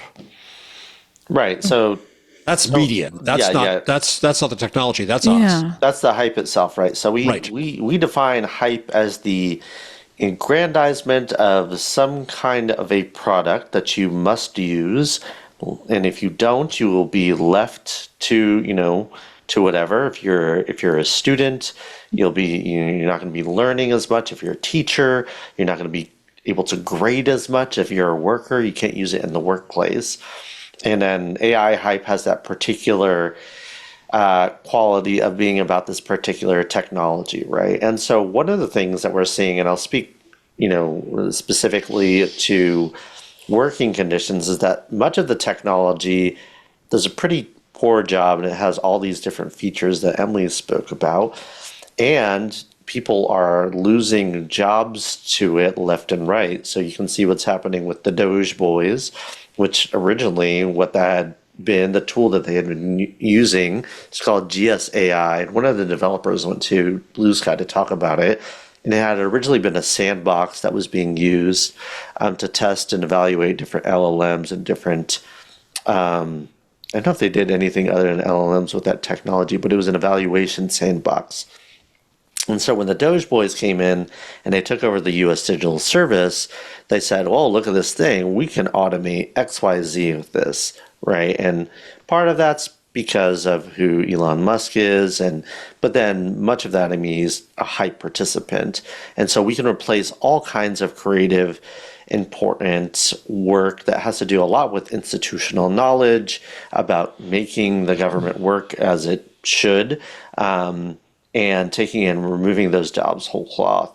Same things happened. I was reading a piece just recently by Bryant Merchant when he was talking about how Duolingo was replacing so many different content developers, people that were writing interesting questions, good and reliable translations, and replacing them with some kind of a pretty bad, and we're not sure what it is, probably some LLM of that. And now what they expect is that Duolingo is going to have these translations or even these vocalizations that are supposed to be accurate representations of language. And now that's just completely gone with that product, especially in they're getting some market pushback. Well, yeah, that. they're getting if it doesn't work well, that, yeah, stop using it. So, but I guess that's the thing, Leo, is like when is it working well? It's saying like these things cannot. There's very few instances in which a technology has replaced one thing whole cloth. Maybe we have the horse and buggy. I think one thing that people talk about is the elevator operator, right? More of what it's doing is it's either taking something that was an important kind of labor function out of the world, or is displacing that labor onto someone else up or down the supply chain. If I could put you both in front of a room of 50 technology journalists, something I actually want to do. Thank you. Sounds good. No, I do. The problem is getting them in the room. Yeah. And Paris is a technology journalist, but a smart one. What would your message to them be about this hype? One thing would be that technology journalism has become so much access journalism, has been about reprinting press releases. It's being very credulous, right, about what products do and what they are and why we should be wowed.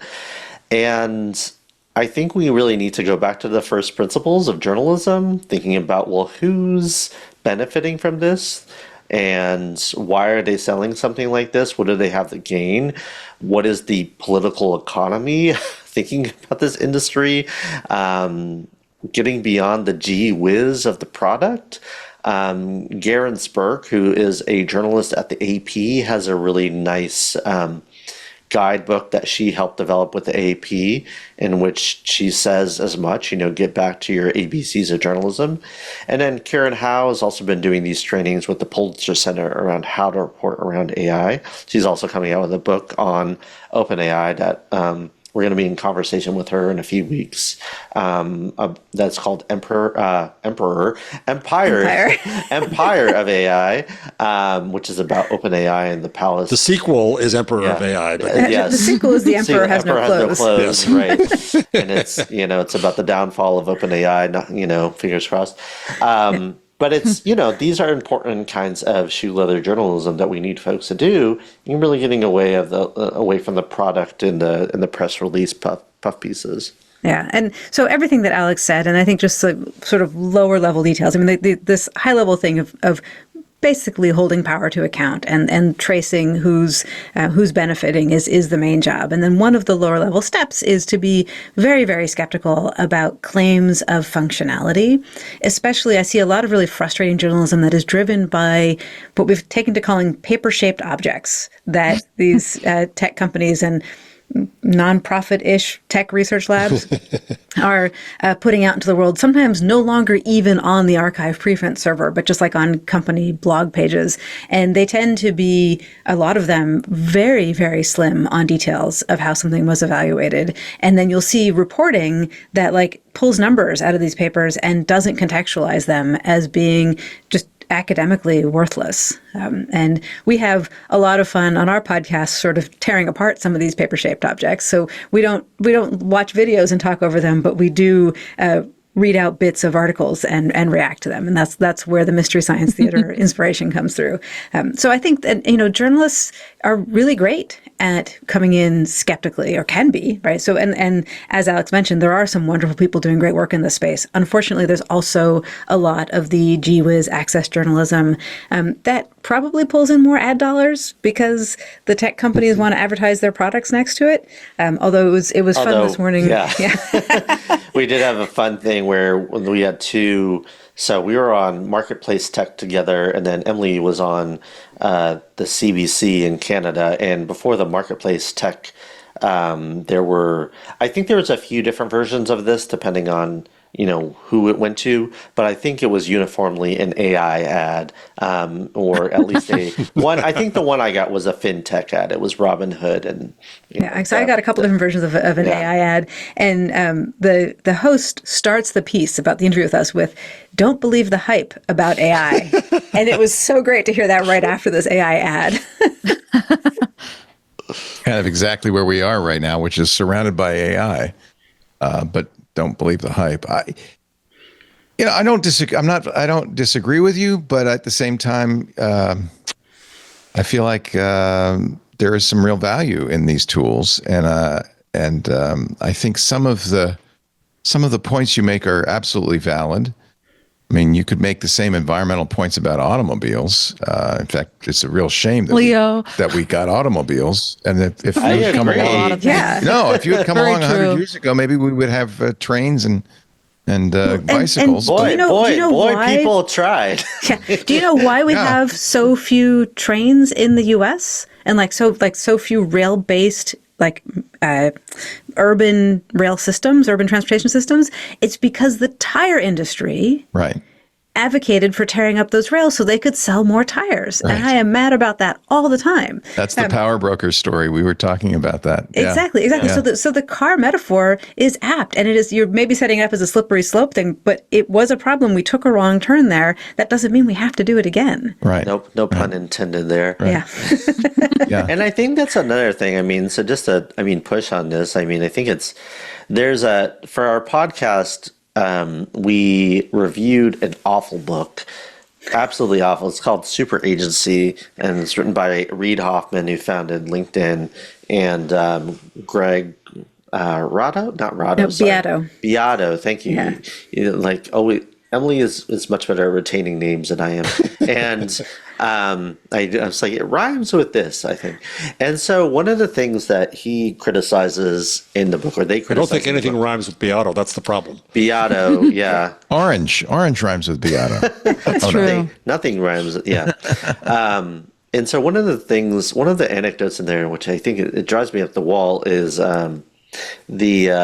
he talks about the Luddites, and we talk about the Luddites in our book too. And there's a few recent histories of the Luddites that folks like Brian Merchant and Gavin Mueller and Jathan Sadowski talk about and have talked about. And he says, what if the Luddites had won, and everybody would rush forward and industry would be rushing forward, but we would have solved child labor all over the world, but Britain would have had really nice blankets and they would have been artisans.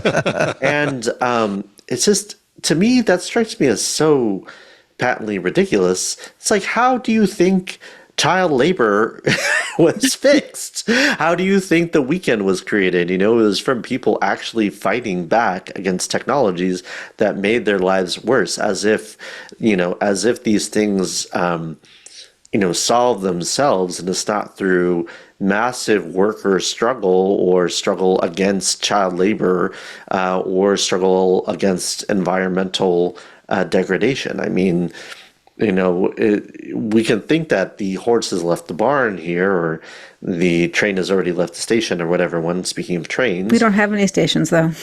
I know. Wah, wah. The car has left the parking lot. The car has left the garage.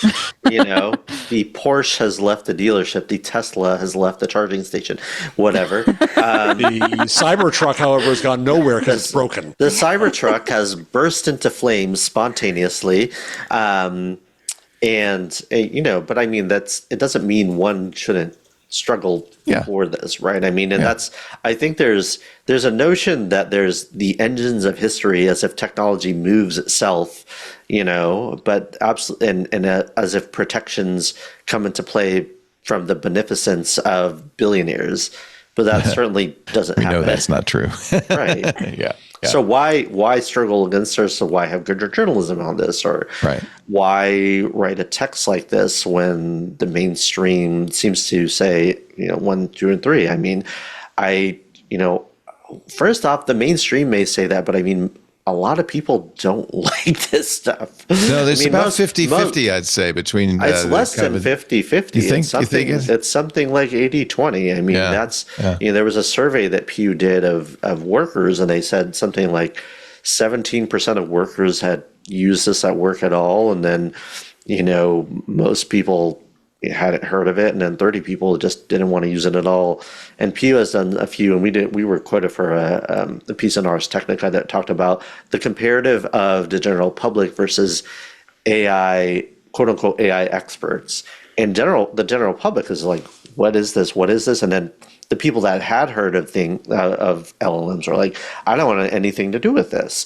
And so I think most people, Leo, you say you're a cis white guy, but also you're a technologist. You got this Apple computer in your background. I've been reporting on computers for 40 years. Yeah, and I've always attempted not to be a beltway journalist, to be a industry journalist. One of the reasons you're on the show, I mean, this is a show about AI, and one of the reasons you're on the show is to get all points of view. Yeah. I don't disagree with you, and I think create the future we want is probably the most important part of the title. It's an opportunity for us to say this is not what we want, or this is not how we want it to be. Mm-hmm. So everybody should listen to your podcast. There's somebody in our chat who says, don't let them forget to plug Mystery AI Hype Theater 3000. It's really good. So we'll plug that. I will be listening to it after this. It sounds exactly like hold up your books again. Hold up your books. The book is the AI Con, How to Fight Big Tech's Hype and Create the Future You Want. Notice all my little things there. Yeah. And there's actually a really good web page for the book, which is where you should go, not to Amazon, but go to the web page, and you can read more about it and so forth, and submit fresh AI hell if you wish. Just come up with some fresh AI hell, and it's all over the place. And that's for the podcast. We end each episode with a small handful of fresh AI hell, and then once a quarter or so we have to go through the backlog, and we have a sort of frenetic but cathartic all hell episode. So much. And to be clear, the very cool website is thecon.ai. AI. I was just about very to say. Easy to recommend to remember. That was Alex's stroke of brilliance to think if that was available and then to grab it when it was. Acronyms may not be good in book titles, but they're excellent for TLDs. That's all. Thank you so much. It's great to meet you both, Emily Bender, Alex, Hanna. Thank you so much. The book again, the AI Con. You've really raised some great points. I appreciate your time. Thanks you very much. Yeah. Thanks, Leo. Thanks, Paris. Thanks, Jeff. This episode of Intelligent Machines is brought to you by Big ID, BIGID, the next generation AI-powered data security, compliance, and privacy solution. AI is transforming businesses, but with data risk, bias, and compliance challenges, there's a big question. Are you adopting AI responsibly? We were just talking about that. Big ID delivers end-to-end AI and data governance to help enterprises manage risk, enforce policies, and ensure responsible AI adoption. Make sure AI only accesses safe to use relevant data and automatically tags sensitive information by policy and type. Big ID is the only leading solution to uncover dark data through AI classification, to identify AI risk, to manage the data lifecycle, and scale your AI strategy. It integrates with your existing tech stack with unmatched data source coverage, and it allows you to automate privacy and security workflows. Take action on data risks with automated remediation orchestrations, automate privacy management, regulatory compliance, data rights requests, and more. Partners include ServiceNow, Palo Alto Networks, Microsoft, Google, AWS, all the tools you already use. And with Big ID's advanced AI models, you gain visibility and control over all your data. It's the platform that Intuit named #1 for data classification in accuracy, speed, and scalability. Big ID also equipped the U.S. Army to eliminate dark data and automate data retention. U.S. Army Training and Doctrine Command gave him a great quote. Listen to this. Quote, "The first wow moment," this is from the Army, folks, "the first wow moment with Big ID came with being able to have that single interface that inventories a variety of data holdings, including structured and unstructured data across emails, zip files, SharePoint, databases, and more. To see that mass and to be able to correlate across those is completely novel. I've never seen a capability that brings this together like Big ID does." That's not me. That's the U.S. Army Training and Doctrine Command. CNBC recognized Big ID as one of the top 25 startups for the enterprise. They were named to the Inc. 5000 and Deloitte 500 for 4 years in a row. The publisher of Cyber Defense magazine says, quote, "Big ID embodies 3 major features we judges look for to become winners: understanding tomorrow's threats today, providing a cost-effective solution, and innovating in unexpected ways that can help mitigate cyber risk and get one step ahead of the next breach." Start protecting your sensitive data wherever your data lives at bigid.com/IM.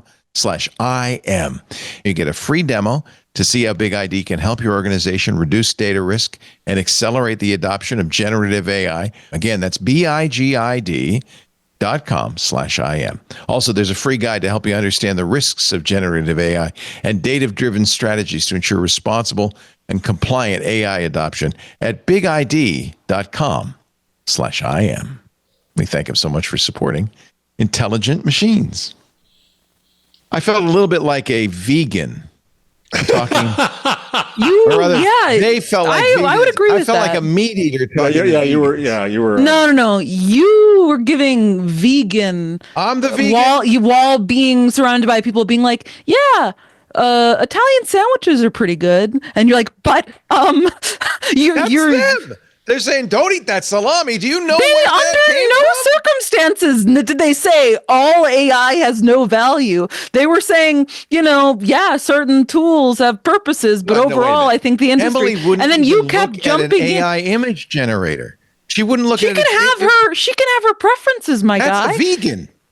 That's vegan. That didn't happen until after the show. That's a vegan.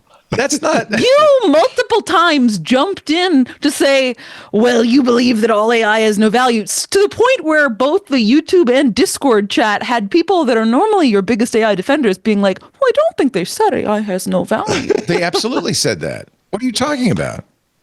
You don't think they thought? What are you talking about? They won't even use it. They won't use an AI image generator. They won't use Perplexity.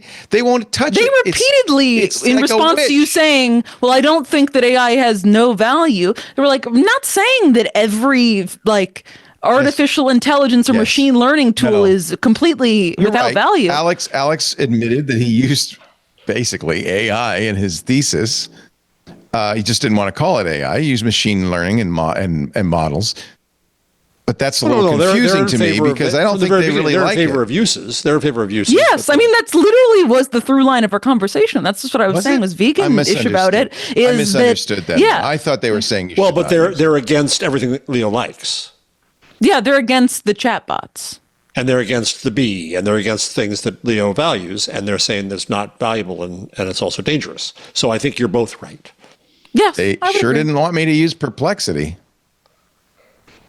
Listen, I'm just, as someone in the If you Discord ask me, chat Google says, search is exactly as bad as Perplexity. well, that's because Google search is now an oops all AI situation. But as No, even if you take the AI out, it's just crap. I mean, Don't you think? I'm not going to argue that Google search is good because that's just not true. But I think it's better than Perplexity. Well, again, As Joe Esposito said in the chat, wonderful to see Paris Martineau having advocates and not having to make the argument on her own.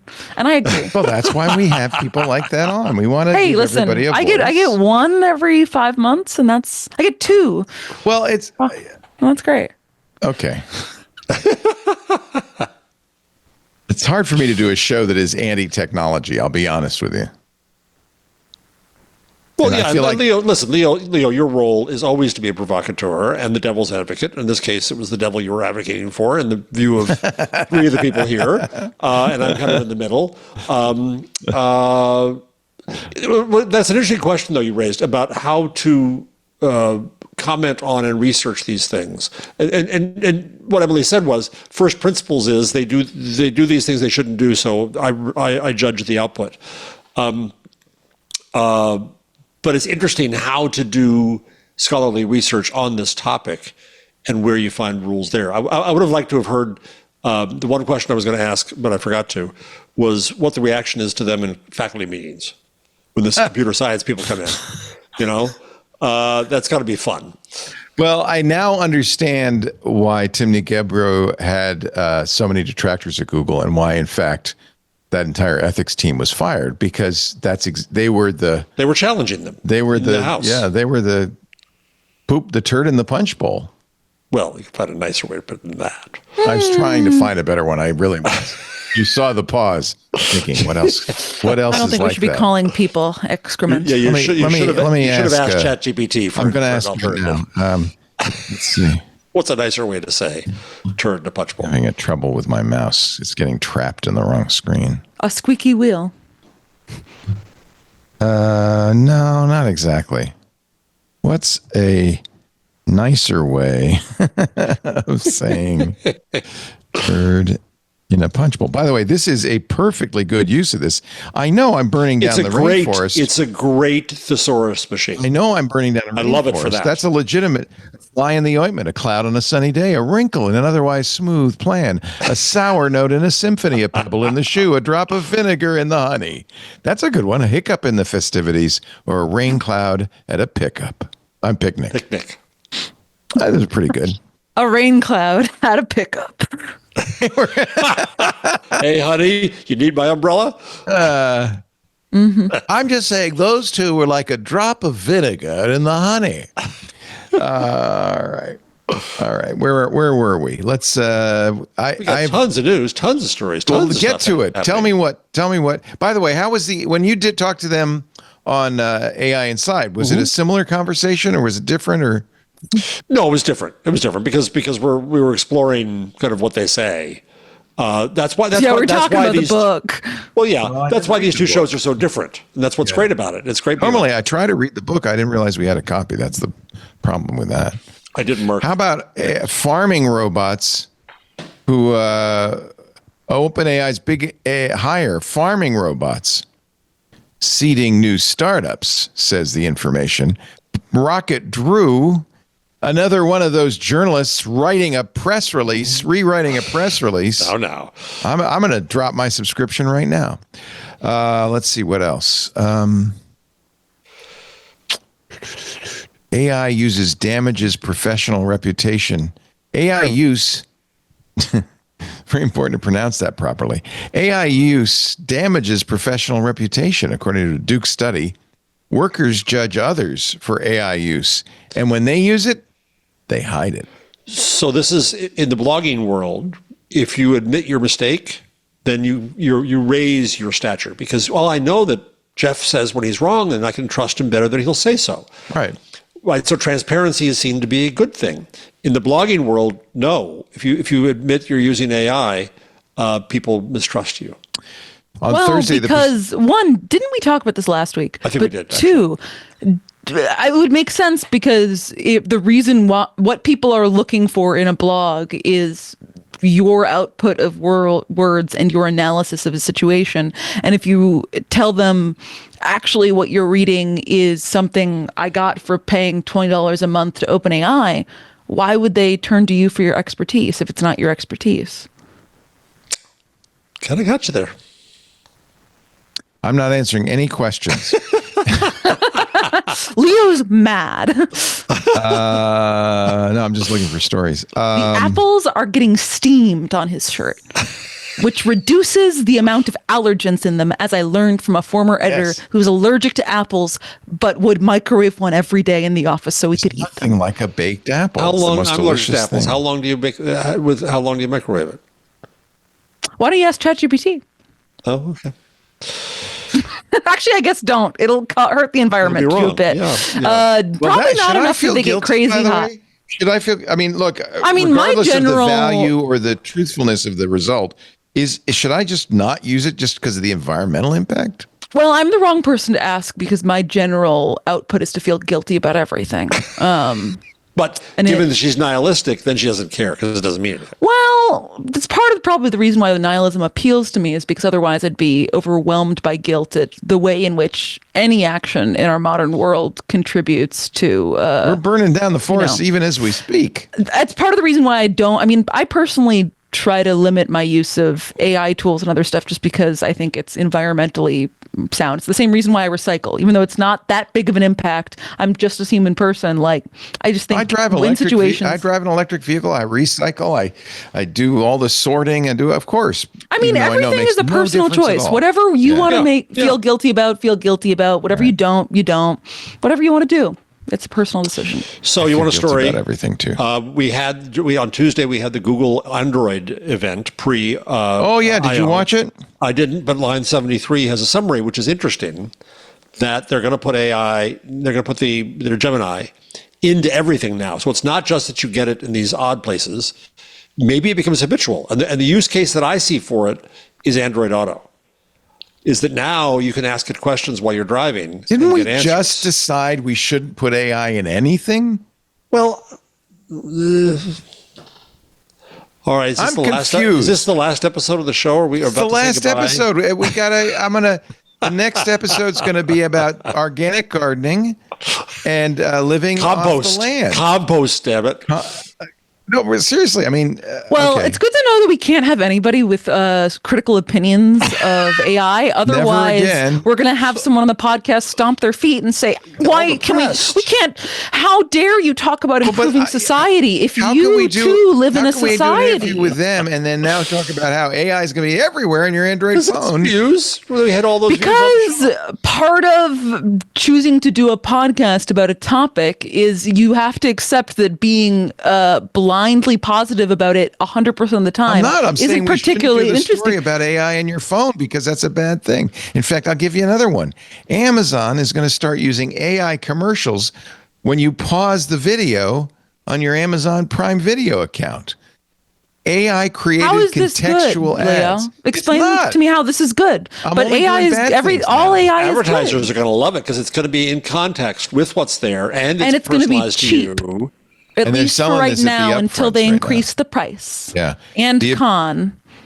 The Prime Video service has a global audience of more than 300 million. It is very popular. They had a big upfront event, and at the upfront event, one of the things you do at upfronts is you say things that advertisers will be happy about, They're going to applaud you. which is why I'm no longer invited to upfronts. And they say they're going to have AI generate contextual advertising. The ads will be created on the fly, depending on the specific scene of the AI of the TV show or movie that you've paused at. I'm a little nervous about. So this is the example they give. If a viewer is watching a scene involving a loving phone call between a mother and daughter, and you pause it right there, you'll get an ad for mobile phone service with AI generated text dynamically created right then and there. It's an advertiser's dream. It is, isn't it? It's interruptive and it's contextual and it's personalized. I don't like the pause ads. Have you been seeing those? No, I don't. Yeah, they suck. Don't like They them. make me mad. Yeah. Hi, this is Benito. So, I think this sounds like we're coming towards the end game of AI here. This is what they want. Where, of course, they don't have to produce the commercial. They want to have your glasses, in addition to be doing facial recognition, to whenever you're not actively facial recognizing someone, to be showing you ads in all of the free space in your lens. So here's the danger. It's all of the AI you're doing, you're training this stuff. You're enabling this stuff. Well, no, and I'm throwing it away. I was going to say those ads are going to have your entire life to feed off of, Leo, because you gave that to him. When B gets acquired by buy-sell ads in 3.5 years, it'll be They're going to know you so well. This is one thing that bugs me about that conversation. Wouldn't you prefer to have an ad for something you're interested in than not? I have Would you rather have an ad for cat food than barbed wire I'd rather not fences? have billboards all around me. I agree. No, that's not the question. That's not what you're talking about. No. You're talking about. I know what you're talking about. I'm agreeing with Leo, you, Leo. I go into all of my apps painstakingly. I've gone into the settings of my Wi-Fi, of my cell service, and I've turned off personalized ads. Because you don't want to see an ad that you're interested in. You only want to see ads don't you're want. not. You're not going to see less. You don't understand. You're not going to see fewer No, ads. I know that. Okay. Mark Zuckerberg has explained it to me that the only thing that I'm missing out on is having ads that are better for me. I don't want ads generally, and it's easier for me to ignore them if I'm not seeing something that is like, how did they get this piece of information from me? Where me trying to You figure just out don't the want puzzle? ads to be effective, is what you're saying, because you will buy it. So if you got a cat food ad, you might actually buy it as opposed to a barbed wire specifically fence because ad. something is broken with me that I detest advertising so much that even if it's a product that I know I would like, I purposely do not buy it because I've been shown a bad. You work in an ad-supported industry. You do understand that, right? Up until recently, I did not work in an ad-supported industry. Oh, that's true. For the last 5 years, I did not. That's a good point. And that was this show is ad-supported, but yeah, that's a good point. Barely. The information was subscription supported. They had no ads ever. Correct. Well, they advertised their own events, and they constantly advertised their upgrade to premium. Yeah, that drove me crazy. I had no interest in it, and I was already spending $500 a year. I just don't think that it should be. I don't think that I should have to love ads. I think that it's perfectly fine for me to detest them and want them to. I'll make the argument, though. I'll make the argument. I understand logically as to why people might want ads that are better for them. That's why you buy everything off of Instagram. This wouldn't exist without advertisers. That's the business model. The only other choice would be either for me to work for everybody to work for free, or for us to only do subscription. Jessica Lessing let me go back to you though. Isn't something you've often said that a point of contention between you and advertisers is that you don't want to give them massive amounts of data on all of your listeners. Instead, you want to give them a responsible amount of data. So in some way, aren't what the core of your argument against what you actually do as a show? No, let me explain it. We don't need to target our audience because it's targeted by the nature of the show. The people who listen to this show, you notice all of our ads are about AI, technology, that kind of stuff. So it's environment advertising. It's environmental advertising. Yeah, and that's fine. That's good. We love it. And I'm fortunate that I can work in an industry that used to be the whole industry of magazines, but that went away when the internet came along and the data about the user became more valuable than the environment. The environment I agree. commodified. That's made it very hard to do what we do. Killed the magazine. That's what I'm saying is I, as a consumer, don't want to be opting in to, in situations I don't want to opt in, and I specifically want to opt out of being part of this targeted data environment and would rather have it be environmentally conscious ads. I'd rather have the ad I'm seeing on Instagram be, I guess, related to whatever content is coming above and below it. Or whenever I go to Wired magazine, I'd rather have the ads be related to tech because I'm on a Wired magazine. I know that's probably a foolish and archaic way to think about it, but I take the painstaking steps to make that the reality I live in because that's the choices I want to make as a consumer. I've always wanted my email printed out and delivered to me by the United States Postal Service. That's what I've always wanted. Are you ready for that happen? Are you? It could. Ecom, the $40 million United States Postal Service project to send email on paper. There's your email. So my father, when he was alive, they would send us. I thought I signed up for that accidentally. And the Postal Service, yeah. And I didn't keep it very long. A congressional report predicted that 2/3 or more of the mail stream could be handled electronically. And the volume of mail is likely to peak in 1992. So the post office said, we will find a way to live in the email world. Ecom, 1982, Ecom was born. You want to know what's really scary about this, though? What? Is that every letter you get, the post office takes a picture of the front and back. Right.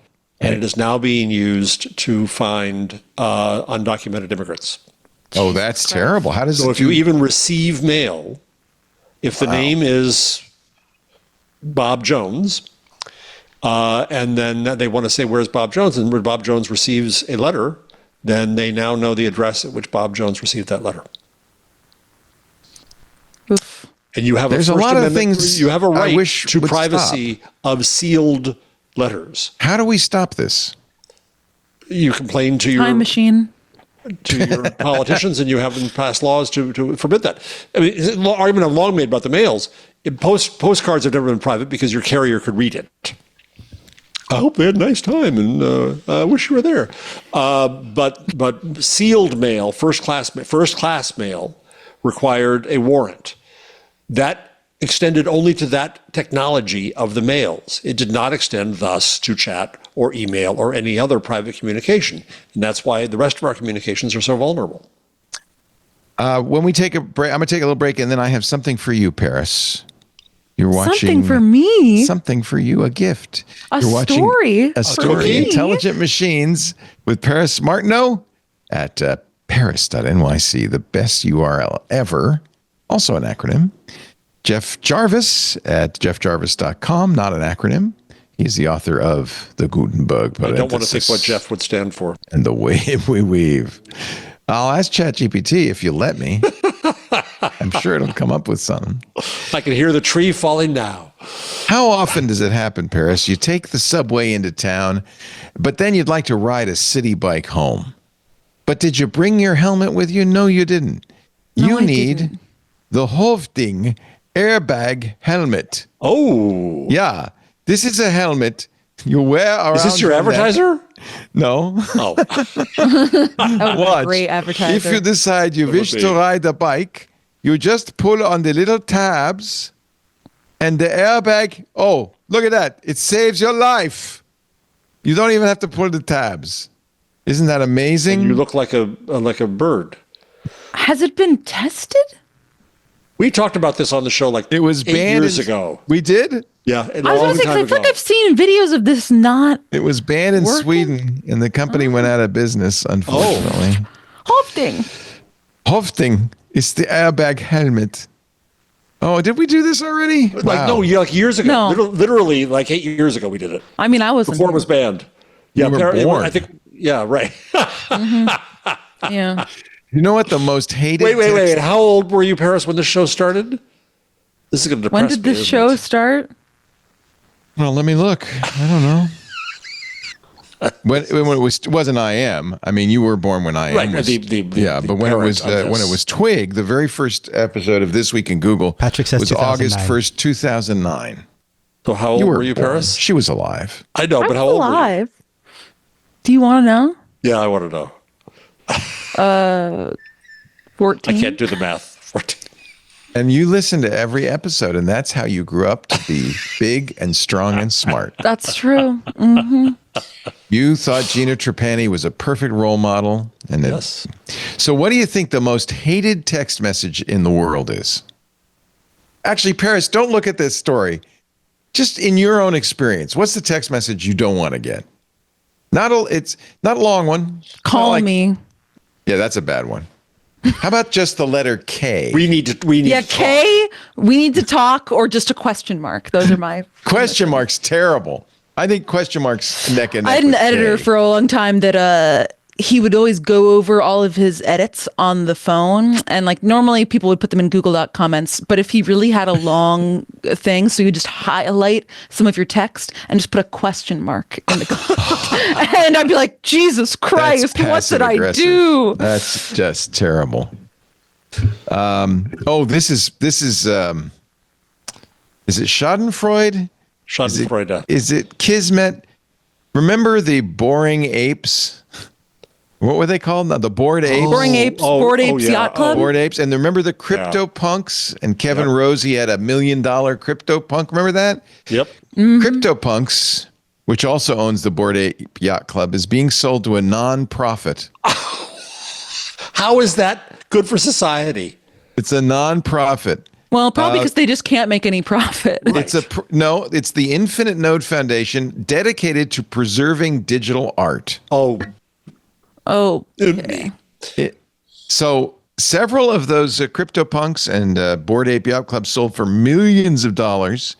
There was one in 2022 with this purchase for more than $23 million worth of ETH. Loser. Yeah, I wonder what it's worth today.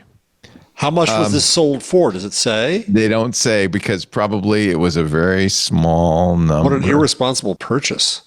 Yuga Labs still is one of the biggest holders of CryptoPunks. And like all other CryptoPunks NFT holders, will retain the right to its CryptoPunk characters under the license. Congratulations. Your digital icon is yours. On jerky crypto things, go to line 121. Oh, line 121, the home of jerky crypto things. Crypto boys? Well, that's my line. Yeah. That's a classic Jeffism. Also, what was the piece about the most hated text? Did we just move on past that? That was it. It's K. That was it, K. It's K? Everybody hates K. Okay. Although how do you guys feel about K? Question mark K? is worse. K's not K, so bad. just the letter K is really aggressive. Is it? I mean, Instead if of just someone, typing, if you like, okay. if you are messaging someone like, here's what I'm doing on this project, the status of this is this, it'll be ready at this time, and then they just respond, K. Just you know the what letter. I do? KK, is this bad? Great. Tell me if this is bad, because I'm your grandpa, and I want to do bad things. I put the Apple thumb on it. That's fine. That's perfectly neutral. That's better than a K. Significantly, leaps and bounds. Why? The only thing worse than, so K is bad. The only thing worse is K and then a period. That's you just shot someone with a gun level. Like, that's not okay. K full stop. K full stop is I'm coming to your house to commit a crime. That level of hostilities. The thumbs up is like just a perfectly neutral. Lazy, got it. Like it's yeah. I can Lisa understand and I do that all the time. Yeah, totally good. Isn't the K the equivalent of the marital fine? Yes, it's like if someone asks you how you're doing and you're like, fine. Period. Fine. It's like that's the same sort of tone K is. Fine. A better version of K could be OK or OK spelled out. OK's or friendly. KK, all friendly. Even KK would be better. KK significantly better. Yeah, but nothing's that's worse casual. than K dot. It's cool. K dot is rough. K dot is like, you need to respond. Like, the polite thing to do is like, is everything okay? If like someone sends K dot. My favorite thing is, did you have a stroke? All right. The tech guys are fighting. Literally, says the New York Times. There's a tech guy who's literally fighting. Sweaty and awful. But we knew this because weren't Mark Zuckerberg and Elon Musk going to have a cage match? No, but I think they actually fought. Is what this one's about. These people, but they were gonna fight. But ETH Denver. No, but they didn't, because it would probably, there's something securities fraud. There's like a securities fraud problem, I guess. If they fight, or no, like it's a securities issue. Like, how do you, if you're the heads of multiple public companies, what do you say to your shareholders if your CEO and the public figurehead at the front of your company is about to go in a brawl? You mean like this? That's Mark Zuckerberg on the left. Oh gosh. And I think that's Burke on the right. I don't know, but I might be wrong. Mark Zuckerberg on the right, but yeah. On the right, yeah. Mark's big into jiu-jitsu. This is Marcelo Garcia Jiu-Jitsu. And apparently he fights in the jiu-jitsu. Brazilian jiu-jitsu. Actually, Rene Ritchie was a Brazilian jiu-jitsu black belt, really? I think, yeah. Wow. That's all grappling, so he's not going to get like a black eye or anything. Yeah. They're not punching each other in the face. My only point is, I hate crypto. Even if crypto were brilliant, the brand of it has been so ruined by these jerks. I don't want to show this to Paris, but I am. I've already clicked on your. I watched every single Nicolas Cage film made so far. Here's what I learned about him and myself. How have I not seen You could have had a Guardian piece, Paris. Jeez. You could have. I could have. Susie Cree is an Australian GP. What is that? I don't know. General practitioner. Oh, honestly, that's incredibly impressive to do in 3 months. That's like more than. Well, didn't you watch most of them? No, I watched 30 Nick Cage films in 1 month, or tried to. One Nick Cage film a day. He has like 150 movies. Yeah, here's the chart. That's like a lot. Here's the scoreboard. Okay. So she actually made a grid commitment on cardboard. Hold on, I need to zoom in on this. And she had a grid. So on the x-axis it's trash, fine, and masterpiece.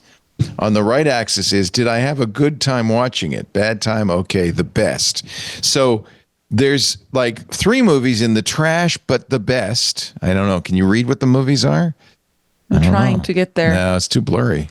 We may never know. Oh, this is not good. There's no movies in bad time masterpiece. In fact, it really clusters around the upper left-hand corner, doesn't it? And then the color of the paper slips is the decade of the movie. Yes. Yeah, there's a lot. So Fine and K are a lot of the movies. Harris, I think I found your soulmate. I think this woman is you in Australia. Oh, she's got a quote from Vampire's Kiss. I do think that she's me in Australia, because I was scared when I saw the trailer for Vampire's Kiss that she would be panning it, because I think Vampire's Kiss is phenomenal. What is the quote? How can you mention you have a quote from Vampire's Kiss in your arm and not? Oh, it's a tat. Oh my. Yeah, and don't say what the quote is. Well, look her up online. Maybe she has it on Instagram. It's on the back of her arm. No. Where it's often visible to my patients. Come on. All right, I'm going to zoom in. I'm not going to a doctor with a quote from Nick Cage's Vampire Kiss on her arm. Up in the upper right-hand corner, she has Adaptation, which I think is correct. Bringing Up the Dead, Pig, Raising Arizona. Peggy Sue Got Married, which is correct. Face Off should be moved a couple inches to the right and be in Masterpiece, because it is a masterpiece. I would kind of disagree with, well, I guess if you're talking about text. So she watched more than one a day for 3 months. Yes, she definitely had to. Wild at Heart is also in a good, correct place. I didn't like Bad Lieutenant, Port of Call, New Orleans, but I do really like saying Bad Lieutenant, Port of Call, New Orleans, so perhaps I'll give her that.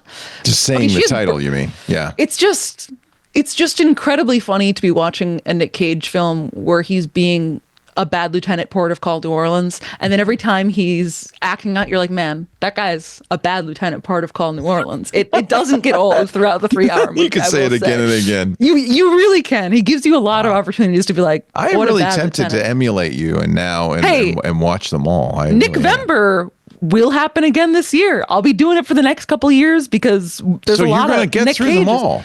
Eventually. You know what his next movie is, Paris? Have you heard about this? He's doing Teenagers. No, is he playing Mario? No, he's playing Mario. He's playing John Madden in the Madden biopic. Oh wow! He's also in a. This is a problem. Hollywood discovered the fat suit a couple of years ago. Yeah, and now you're seeing Brendan Fraser in the fat suit. You saw the Penguin. No, Brendan Fraser was actually fat, I think. Well, he wasn't that fat.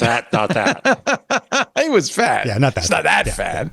And then the Penguin. Well, who was that? That was I can't remember his name. Russell Crowe? No. Anyway, one of them. Ask your.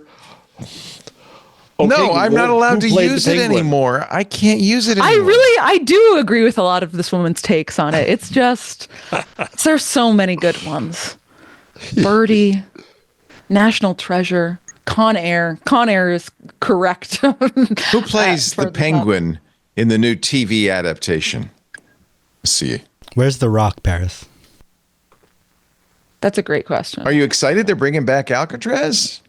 In the new TV adaptation, The Batman, The character someone of just quote Penguin is that? portrayed by Colin Farrell. If you have more questions about the show or the character, feel free to ask. You guys trying AI when we have chat right here, who's smarter than all of that?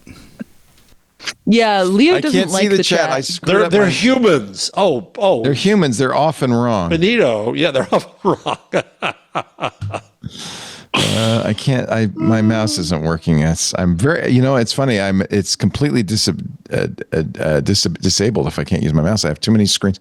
Did you see the new wood? By the way, the name of the wood. Honestly, Superwood should be the name of an ED treatment, not actual wood.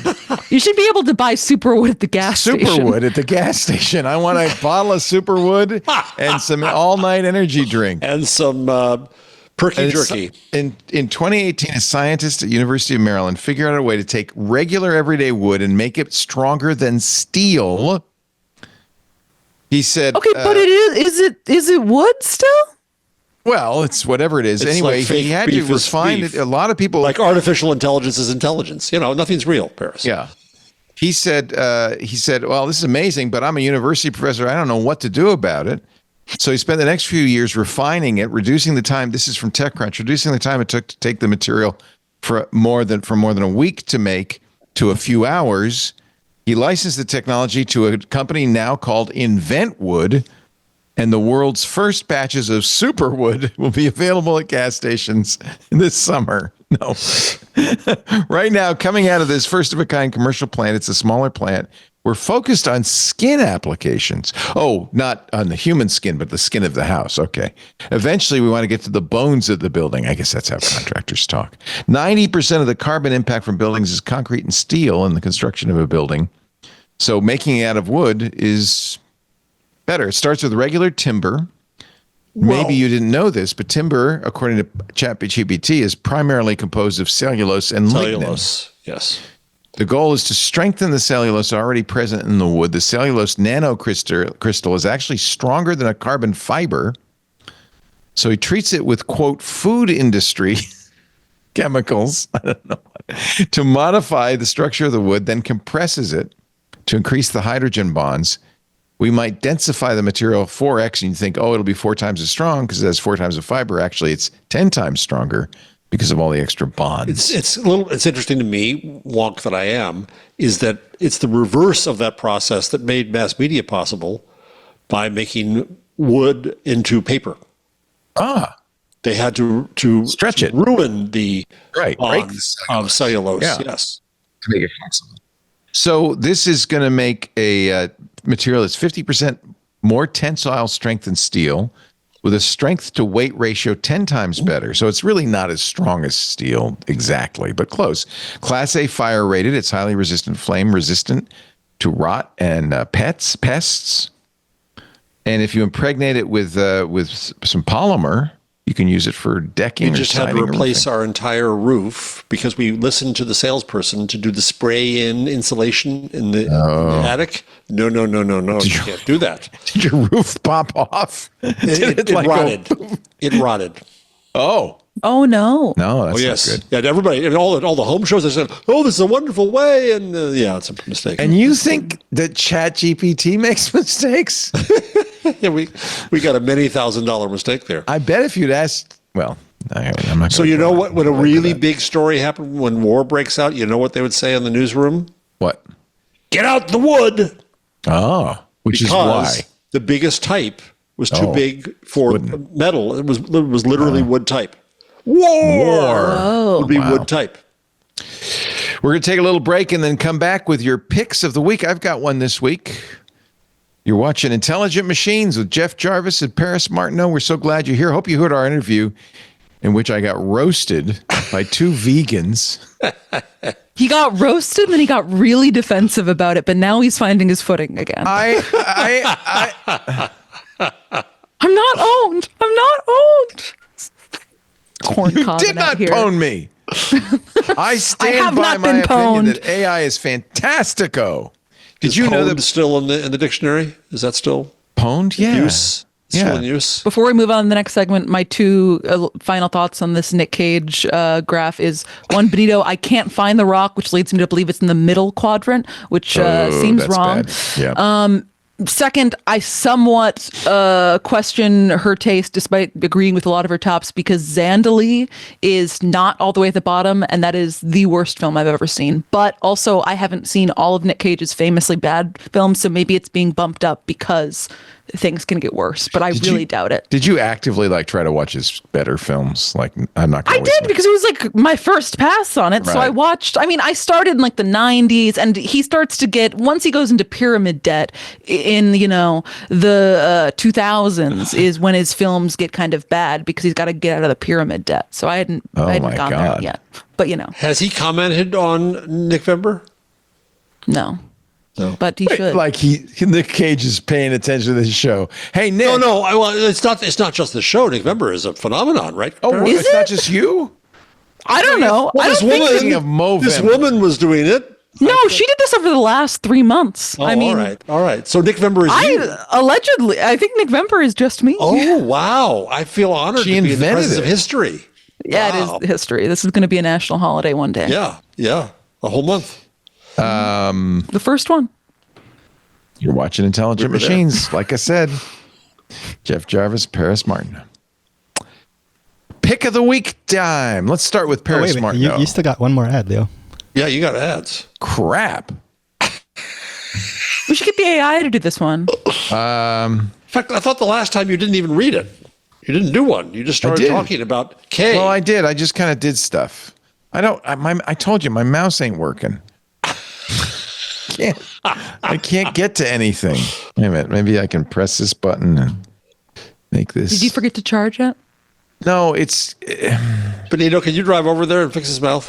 No, it's not. It's. I can fix it. I just can't fix it during a show. Let's put it that way. This episode of Intelligent Machines is brought to you by this little thing over here. It's about the size of a USB external hard drive, and it's the best darn thing ever. The Thinkst Canary. That there is a honeypot that could be deployed in minutes. And if somebody is inside my network snooping around, they're going to look at it and say, hey, that looks pretty valuable. I better try to attack that Synology NAS or fake internal SSH server. In fact, even better, I can use it to create files that I spread out all over the place, even in my cloud files, like on my Google Drive or my Microsoft 365 on Azure, put them there. And if somebody tries to open it, I'm going to get an alert. No false alerts, just the alerts that matter. And you get it any way you want. You can text message, email, Slack. You can get webhooks. They have an API, syslog, of course.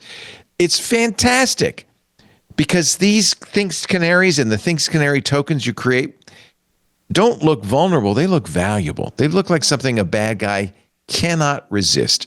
Just choose a profile for your Thinkst Canary device, register it with a hosted console for monitoring and notifications, and then you just sit back and wait. You're not going to get bugged unless there is an attacker who is inside, has breached your network as an inside and is snooping around, or maybe worse, a malicious insider or some other adversary. They can't help it. They make themselves known by accessing your Thinkst Canary, and then the jig is up because they're there. You can see exactly what they did to try to break in. You can see what IP address they're using, all of that. In fact, I've had this thing now for years. We've been doing these ads, I think, for 8 years. It has only gone off once, and it was back in the old studio. One of our hosts was testing a Western Digital external hard drive, plugged it into the network, and for some reason it went out and it looked at every other device in the network. And I got a ping and I said, whoa, wait a minute. It said where it is. I went, I tracked it down, we took it out, and we said, never again. So I know it works. I love it. You will know it works too. Let me explain how this works. You go to canary.tools/twit. You can get as many as you need or as few as you need, but I'll give you an example. For $7,500 a year, you can get 5 Thinkst Canaries. That'd be enough for a medium-sized business. You also get, of course, your own hosted console. You get upgrades, you get support, you get maintenance. Now, if you use the code TWIT in the How Did You Hear About Us box, you're going to get 10% off for life, okay? You can always return your Thinks Canaries. They've got a 2-month money-back guarantee for a full refund, so there's no risk. I should point out that in the 8 years we've been doing ads for this wonderful Thinks Canary, no one has ever asked for a refund. Once you get them, you go, oh, yeah, how did we live without them? Visit canary.tools/twit. Enter the code TWIT in the How Did You Hear About Us box. And if you want to see how, it's not just me, how other people feel, if you go to canary.tools/love, canary.tools/love, you'll see a bunch of posts, social media reviews, all sorts of stuff from some pretty big names in the business, a lot of CISOs saying they can't live without it. You won't want to live without it once you try it. Canary.tools/twit. Don't forget the offer code TWIT. We thank them so much for supporting intelligent machines. Now it's time for Paris Martineau's pick of the week. So, I got a real classic Paris pick this week. Last Friday, I went to my local library, went to go pick up some books, was checking out the big table full of flyers, as one does as they're exiting the library, and I saw an interesting flyer that said, tomorrow, 1 p.m., Uncle Tony's Reptile show. And I, a naturally curious person, couldn't just let this. I was like, Parisbait. I was like, I can't let this go unchecked. And so I texted everyone I know in the area and was like, tomorrow, 1 p.m., Uncle Tony's Reptile show, ? Showed up at 12:50 because I wanted to be there early. Me and my friends were we were certainly the only childless adults there. It's for kids. We're not library employees, but God, did we have a great time. They promised that they would have between 5 and 7 reptiles, which I also thought was a very interesting range to give. They had 7. You don't want too reptiles. many, You don't want too many. And look at this one video. Is this Uncle Tony? No, this is one of Uncle Tony's people. This was a turtle. It was a African snapping turtle. We met a bunch of snakes. One of them was named Bamboo. I took a photo with it. If you scroll down, there's a photo of me with the snake, or Coconut was her name. There were a couple different snakes. That's my friend Jane. That's an albino snake. Look at that. It was an albino snake. She was really cute. Was Uncle Tony a little surprised to have all these adults? There were 3. There were casual 3 adults that were not with children. All these kids. There were maybe like 40 children there. We maxed out the capacity of the room. There were so many kids. They had such a great time. We met millipedes. We met 4 different kinds of snakes. There was a toad there. We had a great time. This is just my plug to say, check out your local library. And if you're in the tri-state area and want a cool kid's birthday party idea, check out Uncle Tony's Reptile show. The kids had a great time. I mean, I guess it could be, honestly, it would be a great adult birthday party. I might do this for my birthday one year. If you ever come to Petaluma, we'll take you to the local high school where the Petaluma Wildlife Museum is. They have a giant albino snake and all sorts of, they have a cockroach this big you could put on your hand. If you like this kind of thing, I got the place for you here in Petaluma. It was just delightful. It was just, I walked and I was like, I don't know what this could be like, maybe I love it that you go to stuff like that you just, you see a poster on a tree and you go. And I was like, listen, you can't, I was like, how often am I going to see a poster that simply says tomorrow, 1 p.m. Uncle Tony's Reptile show? Not often. Is that all it said? It didn't have any more information? It said, come hang out with Uncle Tony's 5 to 7 of Uncle Tony's scaly friends. Space is limited, I believe, was the entirety of the thing. That's fantastic. Paris, there was a request last week. Yes. For a Paris tree update. How's it going with the clipping? Guys, it's tree clipping season. I clipped trees today. It's time to where I've got my gardening shears with me anytime I'm walking out. I think this period right now over the last 3 weeks or so is right as the trees are growing enough that they're a major impediment to walking. And so if I'm walking somewhere and I don't have my shears with me, I encounter 3 to 5 trees that I'm like, dang, I should have trimmed because it's impossible to walk around them.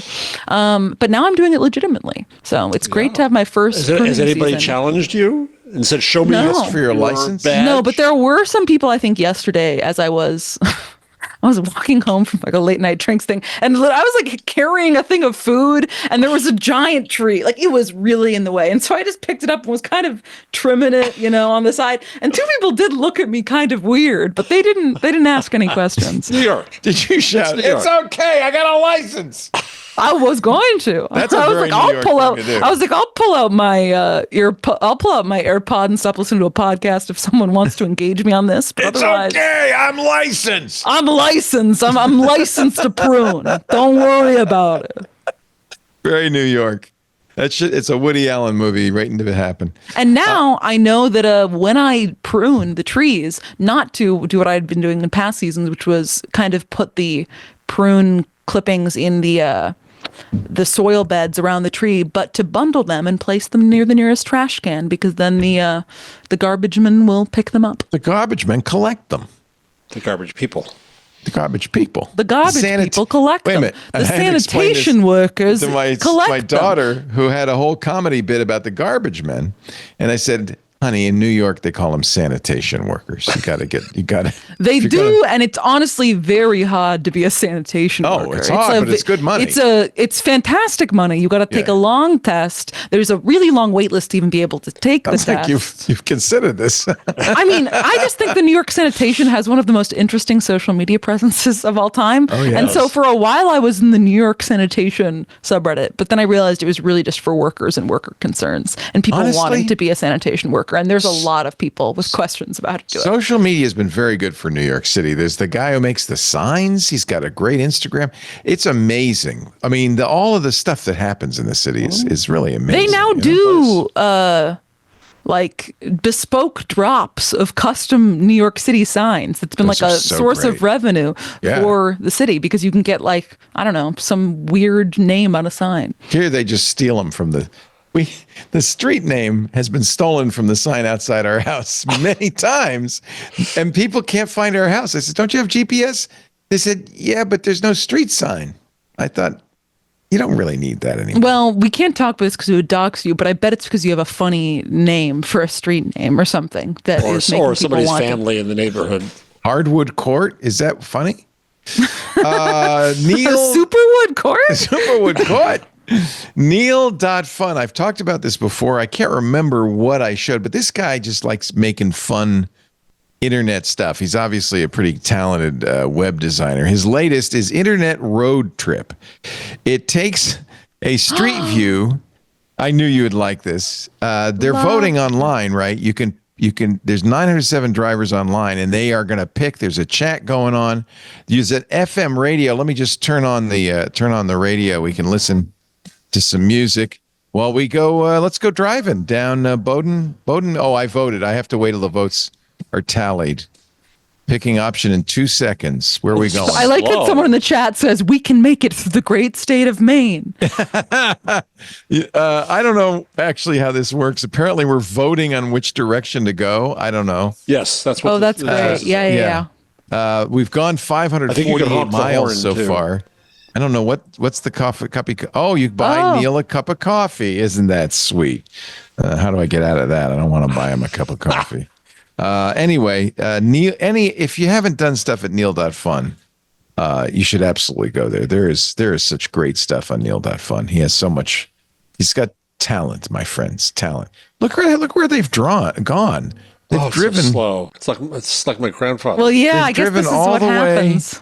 They came all the way up the coast from Boston. Look at that. But they're still still in only Bowdoin, Maine.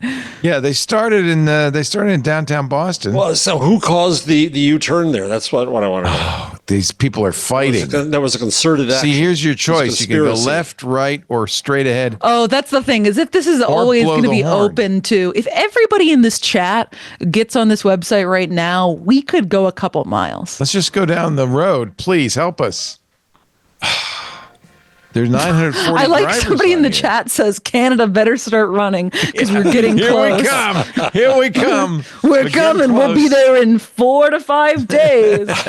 Neal.fun. If that doesn't get you, there's so many other things you could do and play there. Can't get there from here. Can't get there from here. This is a stimulation clicker. I don't know what it's doing. It's giving me bonuses for STEM. I don't understand how this works. Anyway, Jeff Jarvis, your pick of the week. Well, I could mention that Senate Dems are being told to go on Twitch and Snapchat, which I found. Is Snapchat still around? Yeah. To do what? Yeah, no, people really the kids like the kids like it. The youngs, yeah. But instead, you probably saw this video. It was very viral last week, but this is a test for Paris. Oh, to test your language proficiency. Yes, this is the nerdy. I didn't see this. But I will. Good. I'm glad you didn't. A nerdy professor came to talk at language day at a high school, and let's just turn the sound up and listen to him. It's only 2 minutes. He's going to talk Gen Alpha slang. Turn the sound. Good morning, everyone. There we go. It's a true honor to be here at Westtown High School for Languages Week. Your school invited me to give a guest lecture about the importance of learning languages, but it occurred to me that all of you are already, in some sense, multilingual, whether you realize it or not. And that's because you speak the Gen Alpha dialect of English, a language so distinct that I, an aging 34-year-old millennial, genuinely cannot understand it. Or at least couldn't understand it before I spent weeks immersed in TikTok videos studying your dialect to partial fluency. And because nothing drives home the importance of learning languages better than hearing someone else try to speak your own, I'm going to try to deliver the rest of this speech in your very own native tongue. Gen Alpha. I love the way the people are cringing physically. Yeah. All right, let's see. But wait. But they applaud clapping? for the spirit, yes. All right, good. Of course, let me hear. Of course, to facilitate the comprehension of my fellow elders on YouTube watching this as a video, I'll also be including subtitles in standard English. So without further ado, it's low-key a huge W to be vibing here at Westtown High School for Languages Week. Yep, got that. He's low-key vibing. It's casually a huge win to be hanging here. Now, I know it's giving to Lulu for this chuggy boomer to speak in such skibbity brain rot. But if you'll bear with me, I'll put the fries in the bag in just a second. You actually have a message here. Thank you. Do you say that? I'll put the fries in the vat? No, I'll put the fries in the bag. But I don't say that. But what it means is it was originally, I believe, stemmed as an insult, kind of insinuating that someone is a McDonald's worker. Basically, if you're trying to say, get on with it, get with the point, do your job, you're like, just put the fries in the bag, normie, or something like that. You know, I get it. Okay. Yeah. So there's a part 2 if you click on the user there. There is not a part 2 if I click on the user, but let's try it anyway. Yes, Sunny, so funny, haha. 3. I think the actual, the real test of cringe is. Go ahead. Huh? What? I was saying the real test of cringe is you guys trying to figure out how TikTok works. Yeah. Saying, no cap, I was dead ass pressed about understanding this language. But all of this is very simple. Absorb the drip so I wouldn't get aired by your generation. I learned drip here. High key, people think Gen Alpha slang is just memes and brain rot. But on God, it's giving a linguistic glow-up core happening IRL. Yep. Does this make sense to you? You know what's funny? The girls understand it. The boys are baffled. DLC with fresh updates, literally shifting the English meta. Language evolves because you're look at this kid. New ways the boy is going, what the hell's he saying? Yeah. And the girls are like, howling. Been a hit as the textbook vocab of tomorrow. I don't know. I understand this perfectly fine, actually. I do too. I'll be honest. I haven't worked with Paris now for a year or two. I was going to say, we've taught you guys drip. Yeah, I know all this dictionary stuff. definition. Except for put the fries in the bag. That's a good one. I like that. People around the world give the deets. Give the deets. I mean, I've been saying that for years. Allowing you to catch dubs across cultures, connect deeper with the squad, and stand new perspectives that would otherwise leave you ghosted. Language. I would have said squad up with the fam, but you know. Okay, I feel like he's mixing in Gen. You got to give the guy credit. X. Yeah, no, I think that's a fun little speech. Good try. It's a good try. Nice job. Well, Paris, give us a review of it in your generation speech. She's Gen Z though, right? That's not the same generation. I'm mixed in all of this, so I kind of understand. I understand it, but I can't believe you knew put the fries in the bag. I don't know how I know put the fries in the bag, but I did. That's obscure. Put the fries in the bag. It's big kind up. of a put down. Okay. Put the fries in the bag, Busta. It's a lot of gamers speak too. Actually, it's a lot of gamers speak too. Yeah. Okay. I wouldn't say, to correct Burke, I wouldn't say it's respectful. It's definitely like a put the fries in the bag. It's derogatory. It's not respectful. It's derogatory. It's saying you're a fast food worker. Yeah. Yeah. I would see what Burke was saying, but I can't. My house is definitely not. I can't see nothing. I'm lucky I was able to click that link. Ladies and gentlemen, this concludes this thrilling, gripping edition of Intelligent Machines. I thank you, Jeff, and Benito for getting Emily Bender and Alex Hanna on the show. Their book, The AI Con. Yep. Never invite them back. Okay, I'm just saying, never ever. No, I'm kidding. He doesn't mean that. I don't mean it. It's good to have you. Got to hear all the points of view, and they made some excellent points. I'm going to feel guilty now when I use Perplexity, but I'm going to still use it. I really don't know. Anthony did all the back end work on that. He did the booking. I don't know about this. You should swallow it. The bee. Take a big bite. If I swallow it, then I can't get rid of it. It'll be with me forever. Put the fries in the bag, Leo. Fries in the bag, man. Put the fries in the bag. I think we have a show title. No cab. Thank you, Paris. Paris.nyc. Hire this woman so she doesn't have to go to Tony's Reptile show anymore.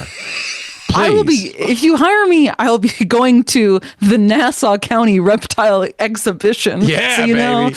Yeah, the big one, the big show. I want to see those big Zards. The big Zards. See, I understand your elite speak. Jeff Jarvis, formerly professor of internet, always professor emeritus of journalistic innovation at the Craig Newmark Graduate School of Journalism. Craig Newmark. At CUNY. I feel rebellion in the air. I don't know why. I feel rebellion in the air. Well, the whole chat room was voting against you.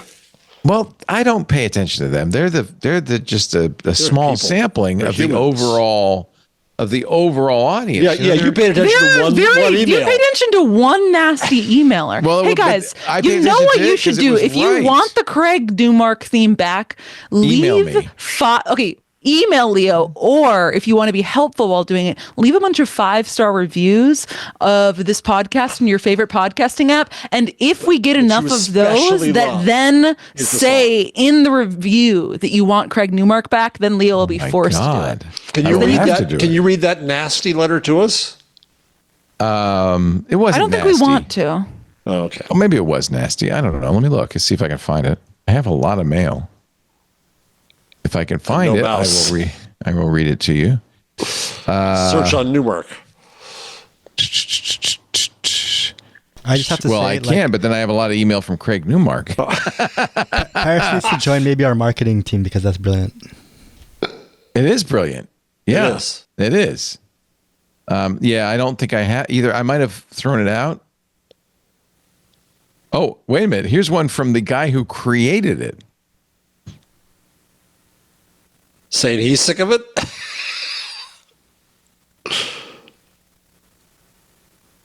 Is Leo frozen? Goodbye, Leo. I'm reading. This was from last October. I guess he liked having Ed Zitron on.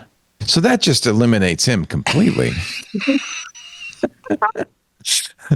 All right. Well, yeah, I'll take, you know what? I'm flexible. I'm nothing if not flexible. If the majority says bring back Craig Newmark.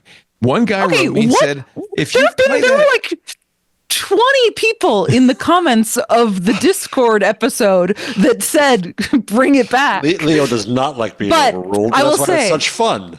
Only the way that we'll do it, that we can make it a positive for the show and Leo won't feel bad if it's overruled, is if it is in the 5-star reviews of the podcast. That way we get a win, but also a bargaining chip, because then if he doesn't do it, you can change your reviews. We can hold him hostage. We can seize the means of podcast production. What do you guys? What is the show capped, or are we still in it? What is that? Anthony's No asking whether it's cap. over. He's asking, did we end it? Oh no, Say no. this show never ends. This is We'll the be show here that forever. never ends. Jeff Jarvis. I said the thing with the You jingle. already said goodbye to me. He's also the author of the Gutenberg parenthesis now in paperback. The Web We Weave never be in paperback, but you should get it anyway, or listen to it on Audible and Magazine, which will be on Audible soon. Very soon. Yes, but AI, don't listen to it. My voice. Thank you, everybody, for joining us. We will see you next. Who are our guests next week, Benito? Do you know? Yes, next week, Kate O'Neill. Kate O'Neill. Great. You're going to love our interview with Kate O'Neill, all about AI. I'll see you then. We do Intelligent Machines every Wednesday. I'm sure I know. She's not the tech weapons humanist. of math destruction. Kate She's O'Neill. What matters tech next, humanist, Kate right? O'Neill. Oh, Oh, good. Okay. Yeah, no, she's good. There's another Kate O'Neill we've had on in the past who wrote about math illiteracy, but that's another one. And bring back Ed's. That's Kathy O'Neill. Kathy O'Neill. Thank you. You looked it up. Thank you. We do Intelligent Machines every Wednesday. You know what? The problem is, it's the last show of the week for me. I'm exhausted. I only got a 63 sleep score. I haven't had anything to eat. My brain's not working. That's all. Excuses. Okay. We do this show every Wednesday. Ready to podcast. And 2 you p.m. us only Pacific, with 5 p.m. excuses. Eastern. Watch this. I'm going to calculate UTC in my head. 2100 UTC. Try that at home. How many hundreds of times have you said that over the past year? Well, but it changes. It changes. It changes once a year. Twice a year. Maybe twice a year. Twice a year it changes. Twice a year it is your once job. a year, it would never change back. I still have to think about it. That's all I'm saying. I still have to use my brain. You can watch the show live. We are on 8 different streams. Watch this. Not everybody can do this. For our Club Twit members, we're on Discord, of course, but we're also on YouTube, Twitch, TikTok, X.com, LinkedIn, Facebook, and Kick. Okay? You do that. You try that. We also, of course, are a podcast, which means you can download it. What Matters Next, a book by Kate O'Neill, author of several books, including What Matters Next, as well as A Future So Bright and Tech Humanists. That's who's coming up next week. Yay. Thank you for posting that. I appreciate it. You can get the show at our website, twit.tv/IM. You can also, right there, you'll see a link to YouTube. There's all the videos are there, and you could use that to share a little clip with somebody, which is a great way to show them how much you love them after the fact. You can also subscribe by going to your favorite podcast player and subscribing. That way you'll get it automatically the minute we're done, which may never happen. Thank you, Jeff. Thank you, Paris. Thank you for putting up with us. Are we capped? We're capped. We'll see you next week. Intelligent Machines. I forgot the name.